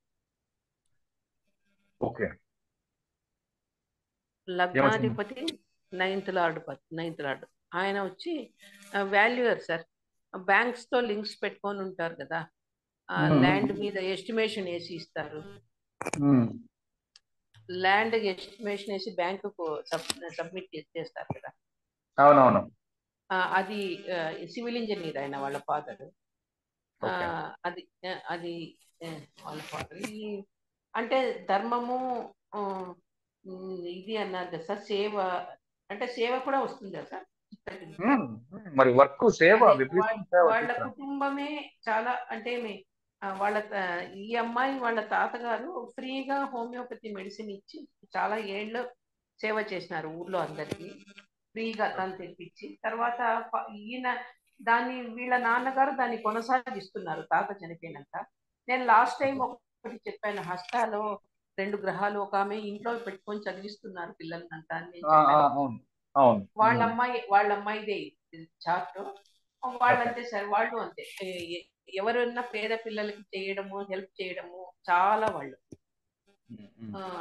మీరు ఏం చెప్పారంటే ధనుర్లగ్నము రవి గురువులు చిత్రలో ఉన్నారు, మిగిలిన 2 కుజబుధులు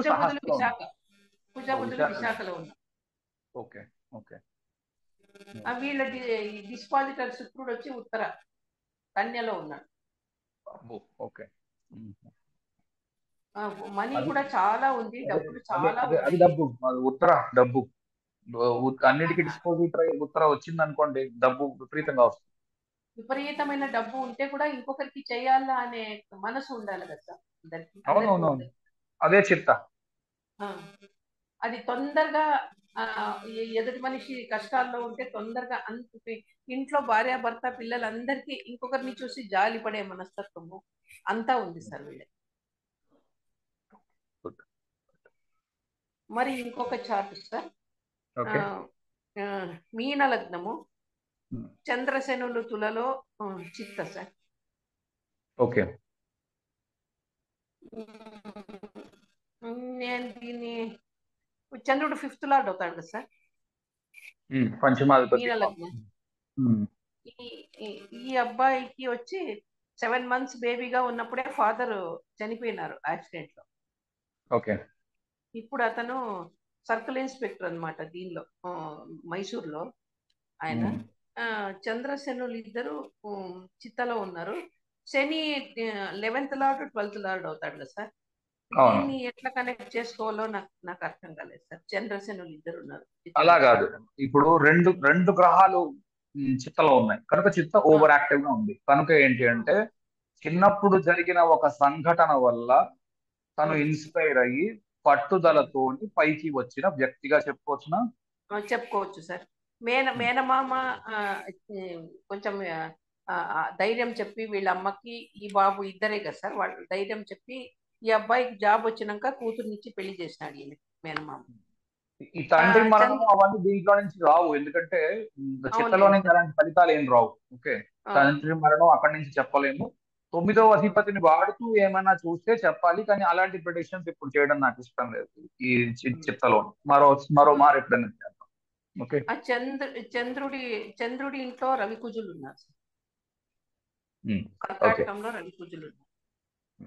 సో అంటే కుజుడు ఏంటవుతున్నాడు, ద్వితీయ భాగ్యాధిపతి యొక్క డిస్పోజిటర్ ప్లస్ 6వ ఇంటి వాడి యొక్క డిస్పోజిటర్ మీకు చిత్తలో ఉన్నాడు. సో ఎక్కువ పని చేస్తాడు మనిషి. అవును సార్. మ్యారేజ్ లైఫ్ బానే ఉందా? బానే ఉంది సార్, కానీ భార్య చాలా దాన్ని ఏమంటారు, చాలా జాబ్, ఆమె సిఏ చేసింది, ఆమెకి ఎప్పుడు తన ఇదే ఇంపార్టెంట్, తన కెరీరే ఇంపార్టెంట్. అందుకే అడిగాను. తన కెరీరే ఇంపార్టెంట్ ఆమెకి. కాకపోతే ఈ అబ్బాయి తల్లి ఉంటారు, ఆ అమ్మాయి కూడా ఎక్కువ వర్క్ లో ఆ వర్క్ నే ఎక్కువ ఇష్టపడుతుంది ఫ్యామిలీ కన్నా భార్య. అది చిత్త ఆఖరి పాదాల్లో కొంచెం ఇబ్బంది ఉంది. ఇటు ఉంటే ఒక ఇబ్బంది ఉంది, అటు ఉంటే ఓ ఇబ్బంది. బ్యాలెన్స్ కదా, తుల వచ్చేసరికి బ్యాలెన్స్ మొదలవుతుంది. కనుక ఒక్కొక్క ఏంటంటే ఒక్కోసారి బ్యాలెన్స్ లో ఇబ్బంది వస్తుంది. ఒకటే అటువైపు ఒరిగిపోవడం కానీ, అంటే త్రాసు ఒకటే అటువైపు ఒరిగిపోతుంది లేదా ఇటువైపు ఒరిగిపోతుంది కదా, త్రాసు ఎంత కాకపోతే చేసినా. ఆమె ఏం అడ్జస్ట్ చేసుకోవచ్చు సార్, ఈయనే అడ్జస్ట్ చేసుకోవచ్చు. ఈ చిత్తవాళ్ళు అడ్జస్ట్ చేసుకోక తప్పదు, వేరే ఆప్షన్ లేదు. సెవెంత్ లార్డ్ బుధుడు శుక్రుడు ఇద్దరు పుబ్బలో ఉన్నారు సింహం. ఓకే. సరే, మిగిలిన వాళ్ళు ఇంకా ఉన్నారు చెప్పేవాళ్ళు, చూద్దాం మరో ఓకే. మరి.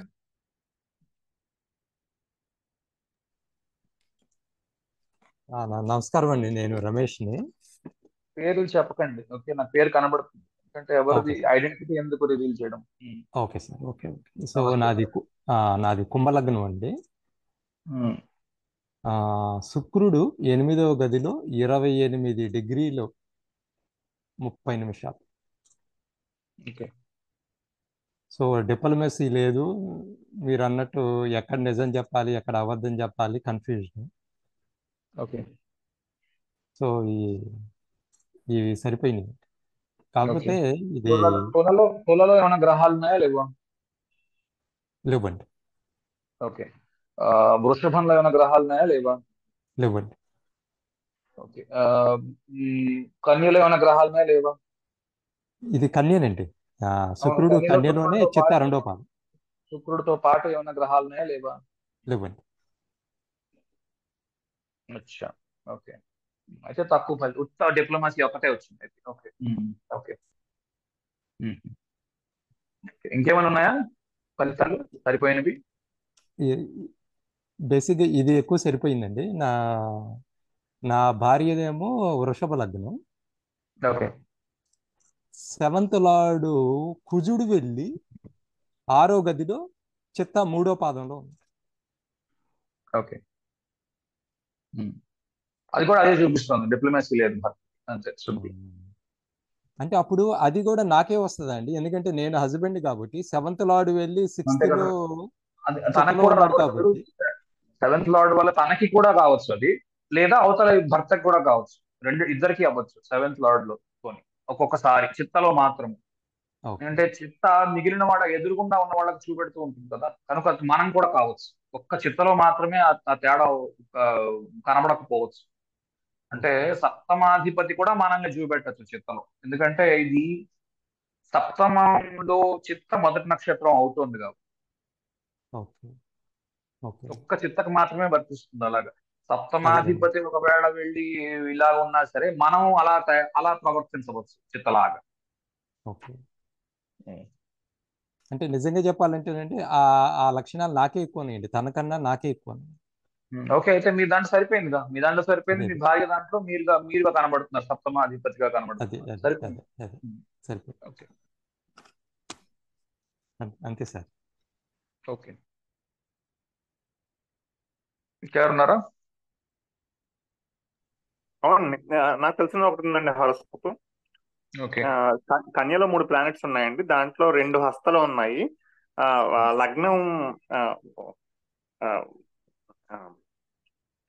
లగ్నం ఆశ్లేష అండి. సో లగ్నాధిపతి చంద్రుడు. లగ్నం కర్కాటకం, చతుర్థంలో శని, డిస్పోజిటర్ శుక్రుడు అవుతున్నాడు. శుక్రుడు వచ్చి హస్తలో ఉన్నాడు, అంతేనా? హస్తలో ఉన్నాడు, అవునండి. శుక్రుడు చిత్తలో ఉన్నాడు. శుక్రుడు చిత్తలో ఉన్నాడండి, చంద్రుడు హస్తలో ఉన్నాడు, కుజుడు కూడా హస్తలో ఉన్నాడు. ఓకే. ఏమొచ్చింది ఫలితం? అచ్చా, మళ్ళీ చెప్తున్నాను చూడండి. కర్కాటక లగ్నము, సప్తమాధిపతి శని తులలో ఉన్నాడు. సప్తమాధిపతి యొక్క డిస్పోజిటరు శుక్రుడు అవుతున్నాడు. శుక్రుడు చిత్తలో ఉన్నాడు.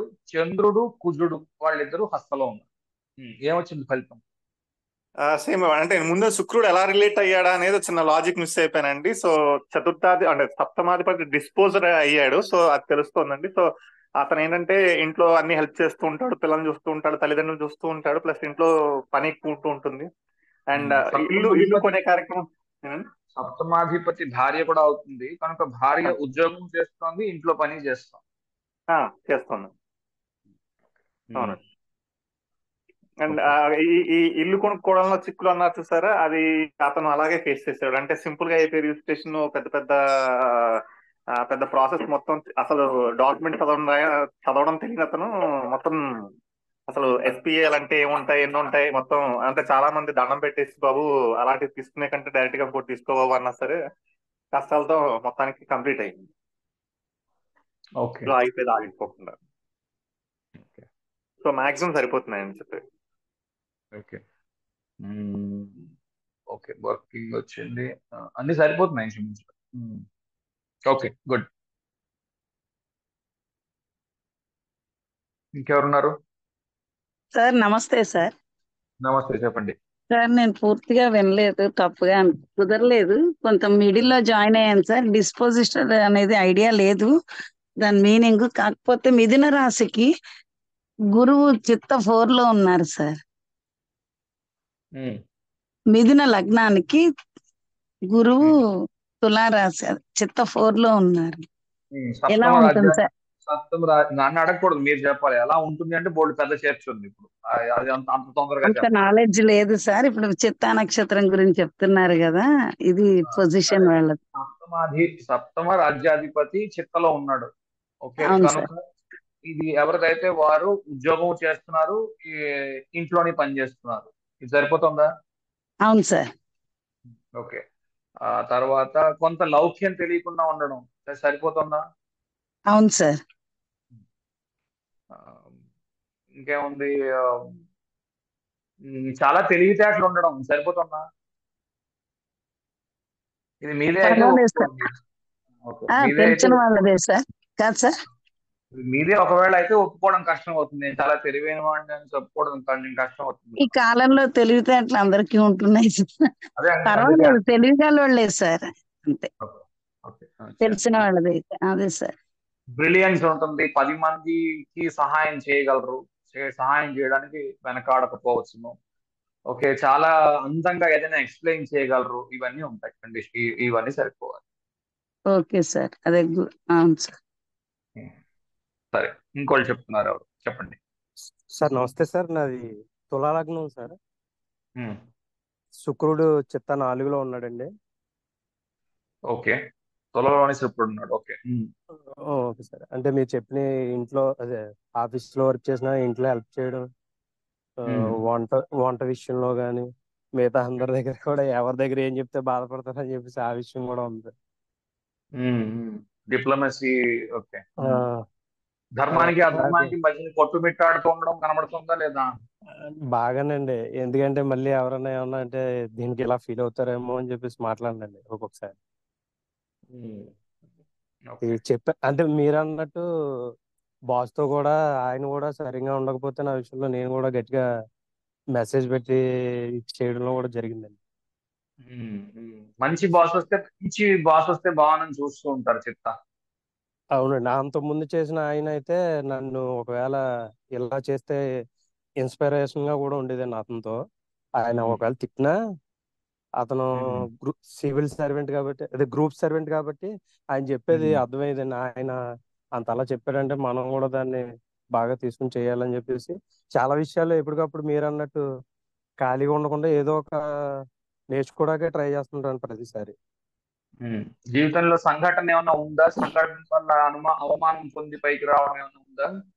మీరు చెప్పినట్టు అన్ని మ్యాచ్ అవుతున్నాయి సార్. చిన్నప్పుడు డాడీ జాబ్ అయినా సరే మేము చాలా ప్రాబ్లమ్స్ ఫేస్ చేసామండి.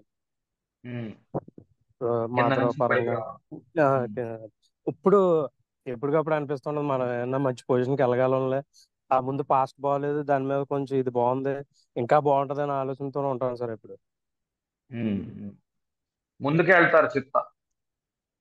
కానీ మరీ వైరాగ్యం తెచ్చుకోకుండా చూసుకోండి, అంతే. అదొకటే ఇబ్బంది. అది అప్పుడప్పుడు మీరు చెప్పినట్టు స్పిరిచువల్ గా ఎందుకు బాబు డబ్బులు రానంత సేపు బాగానే ఉంటదండి. వచ్చాక ఈ డబ్బులు ఉన్నా మనకి ఏం ఉపయోగం ఏం లేదు, నా చుట్టూ ఉన్న వాళ్ళకి ఇచ్చేస్తే బాగుంటదేమో అని చెప్పేసి వాళ్ళకే స్పెండ్ చేసే సంఘటనలు కూడా జరిగాయండి చాలా వరకు. ఓకే. కన్యలో మళ్ళీ చంద్రుడు చిత్త 1లో ఉన్నాడండి, కేతు చిత్త 2వ భావంలో ఉన్నాడు. అలా చెప్పండి. ఇప్పుడు లగ్నాధిపతి డిస్పోజిటరు చంద్రుడు అందరూ చిత్తలోనే ఉన్నారు. చంద్రుడు కేతు కన్యలో ఉన్నారండి. ఓకే, చాలా స్కిల్ సెట్ ఉండాలి, మీకు చాలా విషయాలు తెలిసి ఉండాలి. ఓకే. ఓకే. అన్నీ కూడా ఎవరో చెప్పలేదండి నాకు, అన్నీ నాకు నేనుగానే నేర్చుకున్నానండి ఒక ఆఫీస్లో మీరు చెప్పినట్టు పక్క వాళ్ళు ఇబ్బంది పడుతున్నా వాళ్ళ సబ్జెక్ట్లో కూడా వెళ్ళి మనం చేయాలి, ఆడికి హెల్ప్ చేయాలి అని చెప్పేసి అన్ని చేసిన ప్రతిదీ కూడా ఒకేలా చెప్పకుండా అలా మీరు చెప్పినట్టు అవతలోడికి ఎలా అయితే అర్థం అవుద్దో అలా చెప్పడమే జరుగుతుందండి ఎప్పుడు. అది మార్చుకుందామని మార్చుకోలేకపోతుందండి. ప్రతిదీ కూడా వీడి మళ్ళీ ఎక్కడ మిస్ అవుతాడో, మనం క్లారిటీగా చెప్పకపోతాడనే విషయం కూడా ఉంది. తప్పు చేస్తాడేమో అని భయంతో ఆ, మళ్ళా మళ్ళా చెప్తాను. చెప్పిన మాట ఏదో ప్రతి ఆ, వారం చేసే పని అయినా సరే, ఒరే రిపోర్ట్ అవు- ఆ, మొదటి లైన్ ఇది రాస్తావు, రెండో లైన్ ఇది అవునండి. అరగంట సేపు పడుతుంది అది చెప్పడానికి. కింద వారం చెప్పావు నే- కదా అన్న, మళ్ళీ లేదు ఇంకోసారి చెప్తాను మళ్ళీ చెప్తావు మొదటి నుంచి. అదే అండి, అదే అంటాడు. అది జోవియల్ గా ఉంటానండి నేను. యాక్చువల్గా ఏంటంటే ఇంట్లో మనిషిలాగా ట్రీట్ చేస్తానండి, పక్కన ఉన్నా సరే అని తిడతా ఉంటాను. నీకు ఎన్నిసార్లు చెప్పినా నువ్వు చేసుకోకపోతే రేపు పొద్దున్న నేను వేరే ఆఫీస్కి వెళ్ళినా నువ్వు అది ఎవడో చెప్పడం నీకు చేయలేవు కూడా నువ్వు అలా అని కూడా అంటుంటానండి. ఆడప్పటికి అత్తమాన అదే చెప్తుంటావు నువ్వు అని అంటుంటాడు. అది పిల్లల గురించి కూడా బాగా వాళ్ళు నాకన్నా బాగుండాలనే ఆలోచన ఉంది, అది కూడా కరెక్టే సార్. వాళ్ళు మనం ఎంతవరకు లీడ్ చేయగలమా అని చెప్పేసి ఆలోచిస్తూ ఉంటాను నేను. Okay, good. ఈ చెప్తా ఈ వారం చాలా వచ్చేది రెస్పాన్స్. ఈ వారం పెద్దగా ఎవరు చెప్పినట్లేదుగా. ఓకే, ఇంకేముందా? అవును సార్. ఏం లేదు సార్, మీరు చెప్పిన మాక్సిమం అన్ని మ్యాచ్ అయినాయి సార్, ఏ ఒక్కటి తప్పని లేదు. Okay, good. ఎప్పుడు థ్యాంక్ యూ ఒకే సార్. రకమైన భోజనం తినడం ఇష్టం ఉందా? అలాంటిది ఏమైనా ఉందా లేదా? అంటే ఇంట్లో వాళ్ళని ఇబ్బంది పెట్టకుండా నాకు ఆ టైంకి ఏదన్నా ఉంటే అది సర్దుకుపోయి తినేస్తుంటానండి. నాకు అదే కావాలని ఎప్పుడు అనుకోలేదు. ఓకే, కానీ డిఫరెంట్ గా తినాలని అనిపిస్తూ ఉంటదండి, కానీ వాళ్ళ సెకండ్ సిచ్యువేషన్ తగ్గట్టు. సెకండ్ లార్డ్ వేరే, సెకండ్ లార్డ్ చూడవలసి ఉంటుంది. ఓకే. సరే, నేను ఫస్ట్ లార్డే కదా మీరు చెప్పింది. ఓకే, అవును sir. Okay, good good good. Okay sir, thank you sir. ఇంకెవరున్నారా?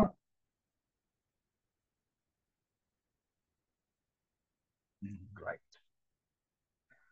అంటే సో ఇది చిత్త ఎలా ఉంటుందండి ఆ చిత్త? అంటే ఇప్పుడు మనం కష్టపడి సంపాదిస్తాం, మన వాళ్ళు ఎలాగ తగలెట్టేస్తారు కదా, దాని గురించి ఎందుకు అంత కష్టపడడం, మామూలుగా ఉంటే సరిపోతుంది కదా అనే వైరాగ్యం అది కూడా వస్తూ ఉంటుంది అంటారా? ఆ, అలా చెప్పలేం. అది అది చంచలమైనది చిత్ర. చిత్త ఆసిలేషన్ లో ఉంటుంది. అలా అనిపిస్తుంది ఒక గంట. మళ్ళా మొహం కడుక్కుని వచ్చి కూర్చున్నాం అనుకో, మనం కాకపోతే మన వాళ్ళకి ఎవరు చేస్తారు అని చెప్పి మళ్ళీ డబ్బు మీద వెనక్కి పరిగెడుతూ ఉంటుంది చిత్త కూడా. ఎందుకంటే ఓకే, డబ్బు వెనకాల బాగా పరిగెడుతుంది చిత్త. చిత్త బాగా సంపాదించడానికి ప్రయత్నం చేస్తుంది. ఎందుకంటే నేను చాలా కష్టాల్లో నుంచి వచ్చాను. సవితురు ఎలా ఉన్నాడు? చీకట్లో ఉన్నాడు. చిత్త ఏం చేస్తుంది? నేను ఇంతసేపు చీకట్లో ఉన్నాను, చీకట్లో ఉన్నదానికి వెలుగును ప్రసాదించాలని చెప్పి ఎలాగైనా వెలుగు ఇంకా పెంచుకుంటూ వెళుతుంది కదా. అది చిత్త అవునండి. చేసేది. ఓకే. ఓకే. Hello sir. చెప్పండి. సార్ రెండు క్వశ్చన్స్ ఉన్నాయి సార్. ఒకటి, ఆ, ధర్మబుద్ధిగా ఉండడం విషయంలో వినబడడం లేదు, గట్టిగా చెప్పాలి. వినిపిస్తుందా సార్? ఇప్పుడు కొంచెం నయం. నేను మ్యూట్ చేసుకుంటున్నాను, చెప్పండి.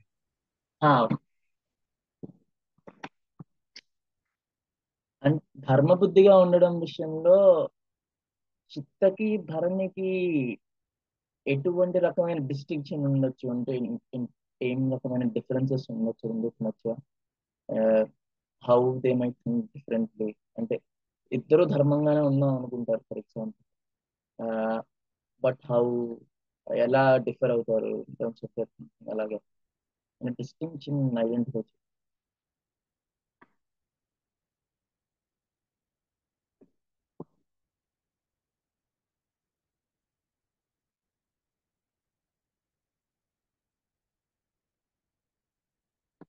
హలో.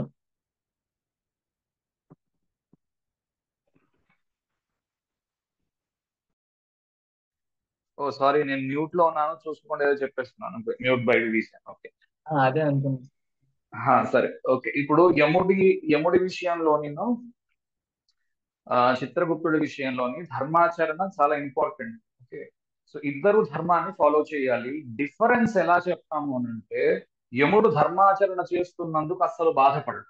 ఓకే, చాలా నిక్కచ్చిగా ఉంటాడు. అస్సలు ధర్మాచరణ చేస్తున్నందుకు తాను నష్టపోతున్నందుకు ఏమి బాధపడ్డు. కానీ చిత్తలోని ధర్మాచరణ చేస్తున్నందుకు దానివల్ల నష్టపోతున్నందుకు కొంత బాధ ఉంటుంది. ఓకే, యముడు నిరంకుశుడు, యముడు డిక్టేటర్ కనుక బాధ ఉన్న పూర్తిగా దిగమింగేసుకొని ఆ బాధను లోపల లోపల మోస్తుంటాడు, కానీ బయటికి ఏమాత్రం కనబడదు. చిత్త అలా కాదు. ఆమ్, బయటకు చూపెట్టేసుకుంటూ ఉంటుంది, బయటకు అనేస్తూ ఉంటుంది, నేను ఎందుకు ఇంత కష్టపడాలి, అందుకే మాట విసిరేయడం, తర్వాత నాలుగు పరుచుకోవడం. ఓకే, అర్థమైందా? సరిపోలేదా ఇంకా? అర్థమైంది సార్. అండ్ సెకండ్ క్వశ్చన్ ఏంటంటే స్టార్టింగ్ లో ఒకటి చెప్పారు కదా సార్, ఆర్ద్ర అండ్ చిత్తాలో కామన్ థింగ్ ఒకటి ఉంటుంది. ఓకే, ఆర్ద్ర చిత్త, ఆర్ద్ర చిత్త స్వాతి వీటన్నిటిలోని ఒక్క నక్షత్రం మాత్రమే ఉన్నది. ఇందులో ఏంటి అంటే, ఫర్ ఎగ్జాంపుల్ సప్తమాధిపతి డిస్పోజిటర్ చిత్రలో పడ్డాడు, లేకపోతే ఆర్ద్రలో పడ్డాడు, లేకపోతే స్వాతిలో పడ్డాడు, జనరల్. ఓకే, మళ్ళీ మిగిలినవన్నీ చూడవలసి ఉంటుంది. ఓకే, దీంట్లో ఏంటి అంటే, ఒక భార్య వచ్చింది, ఏ కారణానికో వెళ్ళిపోయింది అనుకుందాం, ఇంకో భార్య రావడానికి చాలా కష్టము, పాసిబిలిటీస్ 90%, 95% లేనట్టు. నేను ఒక్కసారి ఉంది కాబట్టి, అంటే ఒక్కటే ఉంటుంది దాంట్లో. ఓకే, లేదా ఒక బిజినెస్ నడిపించే వ్యక్తిని చూస్తాం, సింగిల్ బిజినెస్ వృద్ధిలోకి వస్తూ ఉంటుంది. సప్తమాధిపతి ఉన్నాడు, అతనికి 4 బిజినెస్లు ఉన్నాయనుకున్నాం, ఒక సమయంలో ఒక బిజినెస్ మాత్రమే వృద్ధిలోకి ఉంటుంది, మిగిలిన 3 బిజినెస్లు పడుకొని ఉంటాయి. ఆ తర్వాత మరొక సంవత్సరం గడుస్తుంది, ఎందులో డబ్బులు వస్తుంది అది పడుకుంది, మిగిలిన 4 మరొకటి ఏదో లేచింది, అది పని చేస్తూ ఉంటుంది, అక్కడి నుంచి డబ్బులు వస్తుంది. ఓకే, ఏదో ఒక్కటే పని చేస్తూ ఉండడాన్ని మనము ఆరుద్రలోని, స్వాతిలోని, చిత్తలోని చూస్తాం. అవును సార్. దాంట్లోనే అంటే మల్టిపుల్ లాట్స్ ఉన్నప్పుడు మల్టిపుల్ లాట్స్ లో నుంచి ఒక్క సిగ్నిఫికెన్సే వ్యక్తపడుతుంది అని చెప్పారు కదా సార్. అంటే ఫర్ ఎగ్జాంపుల్ 4-7 లాట్స్ డిస్పాజిబుల్ ఉంటే అప్పుడు 4-7 లో ఒకదానిదే వస్తుందని చెప్పారు కదా సార్, ఎఫెక్ట్ ఇంపాక్ట్. ఏంటో మాటలన్నీ మింగేస్తే నాకేం అర్థం అవుతుంది, గట్టిగా చెప్పాలి. భయపడడానికి ఏం లేదు, గట్టిగా చెప్పు, ఏం భయం లేదు దీంట్లో. 4-7 లాట్స్ ఇద్దరు, ఫర్ ఎగ్జాంపుల్ 4-7-6 అలా మల్టిపుల్ లాట్స్ అదే లాట్స్ డిస్పాజిటర్ అదే నక్షత్రంలో ఉంటే, అంటే చిత్తలో గానీ ఆర్త్లో గానీ, అప్పుడు ఒక సిగ్నిఫికేషనే వస్తుంది, ఒక సిగ్నిఫికేషనే తీసేసుకుంటుంది అని చెప్పి అన్నారు కదా. కాదు, ఆరుద్రలో ఒక సిగ్నిఫికేషన్ పోతుంది. ఓకే, ఇది మనం నేర్చుకున్నాం ఆరుద్రలో. అంటే ఏంటి అర్థం, ఎందుకు ఒక సిగ్నిఫికేషన్ పోతుంది అంటే, ఒక్కటి పోవడానికి అవకాశం ఉంది. ఫర్ ఎగ్జాంపుల్ 4వ ఇల్లు తల్లి, 7వ ఇల్లు భార్య, 9వ ఇల్లు తండ్రి. ఓకే, ఈ డిస్పోజిటర్లు అన్ని కలిసి ఆరుద్రలో ఉన్నాయి అనుకుందాం. ఆల్రెడీ తండ్రి వెళ్ళిపోయాడు అనుకో, ఇప్పుడు తల్లికి భార్యకి ఏ రకంగానూ చిక్కు లేదు, ఎందుకంటే ఒకటి పొజిషనే పోతుంది కాబట్టి, ఒక సిగ్నిఫికేషనే పోతుంది కాబట్టి. అర్థమైందా? అవును సార్. అదే ఇప్పుడు దుస్థాన హౌస్ లార్డ్స్ ఉన్నారు అనుకోండి సార్, అప్పుడు for example 6th house lord ఉంటే దాన్ని ఎలా ఇంటర్ప్రిట్ చేయొచ్చు? అంటే డివోర్స్ ముందర, పెళ్లి ముందర డివోర్స్ లాంటిది ఏదైనా చేసుకుంటే, లేదా పెళ్లి ముందర ఏదైనా మ్యారేజ్ లాంటిది చేసుకుని అది బ్రేక్ అయిపోతే, పెళ్లి మ్యారేజ్, మళ్ళీ పెళ్లి ముందు మ్యారేజ్ ఏంటి, మతిగడిపోయింది. అంటే ఆ రకమైన మ్యారేజ్ అంటే మామూలుగా చెట్టు పెళ్లి అలా చేస్తుంటారు కదా సార్, అలాగేదైనా చేసుకుంటే. ఈ క్వశ్చన్ నువ్వు సగం సగం అడుగుతున్నావు, నువ్వు పూర్తిగా అడిగితే నాకు తెలుస్తుంది, అందరికీ తెలుస్తుంది. ఏంటో ఆ క్వశ్చన్ ఏంటో నాకు అర్థం కాదు. అంటే 6th lord, for example 6th lord ఇలాంటి 6th lord 7th lord or 4th lord ఇలాంటి మల్టిపుల్ లార్డ్స్ ఉన్నప్పుడు, అదే ఆ నక్షత్రం డిస్పాజిటర్ ఆ నక్షత్రంలో ఉన్నప్పుడు ఉత్త ఆరుద్రకు మాత్రమే భయపడాలి. చిత్తకి ఎన్ని డిస్పోజిటర్లు ఏమున్నా ఏం టెన్షన్ లేదు, ఏది సిగ్నిఫికేషన్ తీసేది. బికాజ్ ఆరుద్ర రుద్రుడు కాబట్టి సిగ్నిఫికేషన్ తీసేస్తాడు, చిత్తలోనే సిగ్నిఫికేషన్ పోదు. మహా అయితే ఏంటి అంటే, మొదలు పెట్టిన పని ఏది అంతానికి రాదు, అది నడుస్తూనే ఉంటుంది పని, అందులో అది ఎండ్ అవ్వదు. 4 బిజినెస్ స్టార్ట్ చేసి పడుకుంది, కానీ మూసేయవు ఆ బిజినెస్, అలా ఉంచుతావు, మూసేయడానికి అవ్వదు. ఎందుకంటే అది ఎవరో ఒకరు మళ్ళీ అడుగుతారు, అప్పుడు మళ్ళీ ఆ కంపెనీని లేపి దాంట్లో నుంచి బిల్లింగ్ చేస్తాడు. Okay okay. సిక్స్త్ లార్డ్ ఉన్నప్పుడు ఎలా ఇంటర్ప్రిట్ చేయొచ్చు సార్ దాన్ని? అంటే ఇన్ఫాక్ట్ అంటే ఫర్ లగ్నం ఎగ్జాంపుల్ ఏంటో చెప్పు, సిక్స్త్ లార్డ్ ఎవరో చెప్పు, సిక్స్త్ లార్డ్ నీ క్వశ్చన్ ఆన్సర్ వస్తుంది. ఏ లగ్నం? ఓకే లగ్నము వినబడి. ఫర్ ఎగ్జాంపుల్ మీన లగ్నం తీసుకుంటే sixth lord sun. Okay, sun in Taurus అనుకుంటే Taurus, Venus in Ardra. Sun Taurus. మనం మాట్లాడుతున్న చిత్ర గురించి. Okay, sun Taurus. Venus in Ardra or Chitta. Okay, Ardra Chitta వేరు తండ్రి. నీ క్వశ్చన్ ఏంటో నాకు అర్థం అవట్లేదు. అంటే for example sun sixth lord కదా సార్, అక్కడ సిక్స్త్ లార్డ్ ఉన్నప్పుడు సిగ్నిఫికెన్స్ పోవడం అంటే మనం ఎలా ఇంటర్ప్రిట్ చేయొచ్చు అన్నది నా క్వశ్చన్. సిక్స్త్ సిగ్నిఫికేషన్స్ ఏంటి? శత్రువులు, రుణాలు, రోగాలు ఇలాగా. ఒక శత్రువు చచ్చిపోతాడు, ఓ రుణం పోతుంది. తీర్చక్కర్ లేకుండానే ఒక రుణం వ్యానిష్ అయిపోవచ్చు. అండ్ ఒక మేనమామ పోవచ్చు నువ్వు పుట్టే ముందే. ఏదైనా ఉండొచ్చా sixth house signification ఆరుద్రలోని?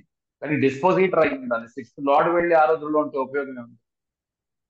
Sixth lord డిస్పాజిటర్ ఉన్నాడు. ఓకే, ఏమొచ్చింది ఫలితం తెలియట్లేదు, అంతేనా? ఏం రావచ్చు అని అంటే ఫర్ ఎగ్జాంపుల్ మేనమావ పోయారని తెలుసు చిన్నప్పుడు. ఇంకేమొచ్చింది? వచ్చింది కదా ఫలితం. So for example seventh lord కూడా అక్కడే ఉన్నాడు. సో దట్ మేనమావ వెళ్ళిపోయిన తర్వాత ఇంకా మళ్ళీ ఆరుద్రలో నుంచి వెళ్ళిపోయే ఫలితం ఇంకా రాదు. So seventh lord effect seventh house కి ఇంపాక్ట్ ఉండదు, ఫోర్త్ హౌస్ కి ఇంకా ఇంపాక్ట్ ఉండదు. ఇంపాక్ట్ ఉండదు because one signification is already lost. Okay okay okay అర్థమైంది sir, make sense. Thank you sir. Okay, good. Sir ఇంకొక చిత్త అడగచ్చా సార్ కన్యా లగ్నం గురించి? అడగండి సార్. కన్యా లగ్నము ఉత్తర ఫల్గుని లగ్నం పడింది. శుక్రుడు చిత్త 1 లో ఉన్నారు సార్. వాళ్ళది ఎట్లా ఉంటుంది? ఎవరొకరు చెప్పండి. ఉత్తర ఫల్గుని లగ్నం అంట. మీరు అన్ని క్లాసులు వినలేదా ఏమా? లేదు సార్, లేదు సార్, ఇవాళే జాయిన్ అయ్యాను. ఇవాళే జాయిన్ అయ్యారు. ఓకే, అన్ని క్లాసులు టైమింగ్ ప్రాబ్లం ఏమైనా ఉందండి? మొత్తం అన్ని లేట్ గా అవడం జీవితంలో. చిత్త నాది కాదు సార్, ఇది మా పిల్లలది. కాదమ్మా, ఉత్తర ఫల్గుని లేట్ గా చేయడం అన్ని పనులు.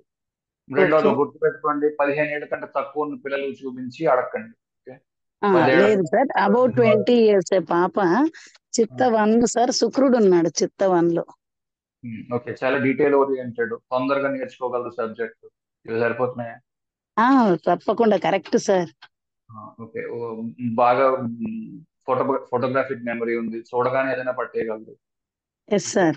చెప్పిన ముక్కలే మళ్ళీ చెబుతున్నా, ఏం బోర్గా ఉంది? శుక్రుడు కదా అందువల్ల చెప్పండి. ఇంకేం చెప్పడం అయిపోయింది, మళ్ళీ వినండి మొత్తం. సార్ ఇప్పుడు ఇవన్నీ ఉన్నాయి కదా సార్, ఎక్కడన్నా ఏమన్నా రెమెడీస్ చేసుకోవాల్సి వస్తుందా ఎవరైనా? దానికి ఇంకో గంట క్లాస్ పడుతుంది చిత్తకి. పాదాలు నేర్పించి అప్పుడు రెమెడీస్ నేర్పిస్తాం. Okay sir, thank you sir. Thank you. చాలా బా, 2 గంటలైంది. Done for the day. Thank you, bye bye. Thank you sir. Thank you sir. Thank you sir. Thank you sir.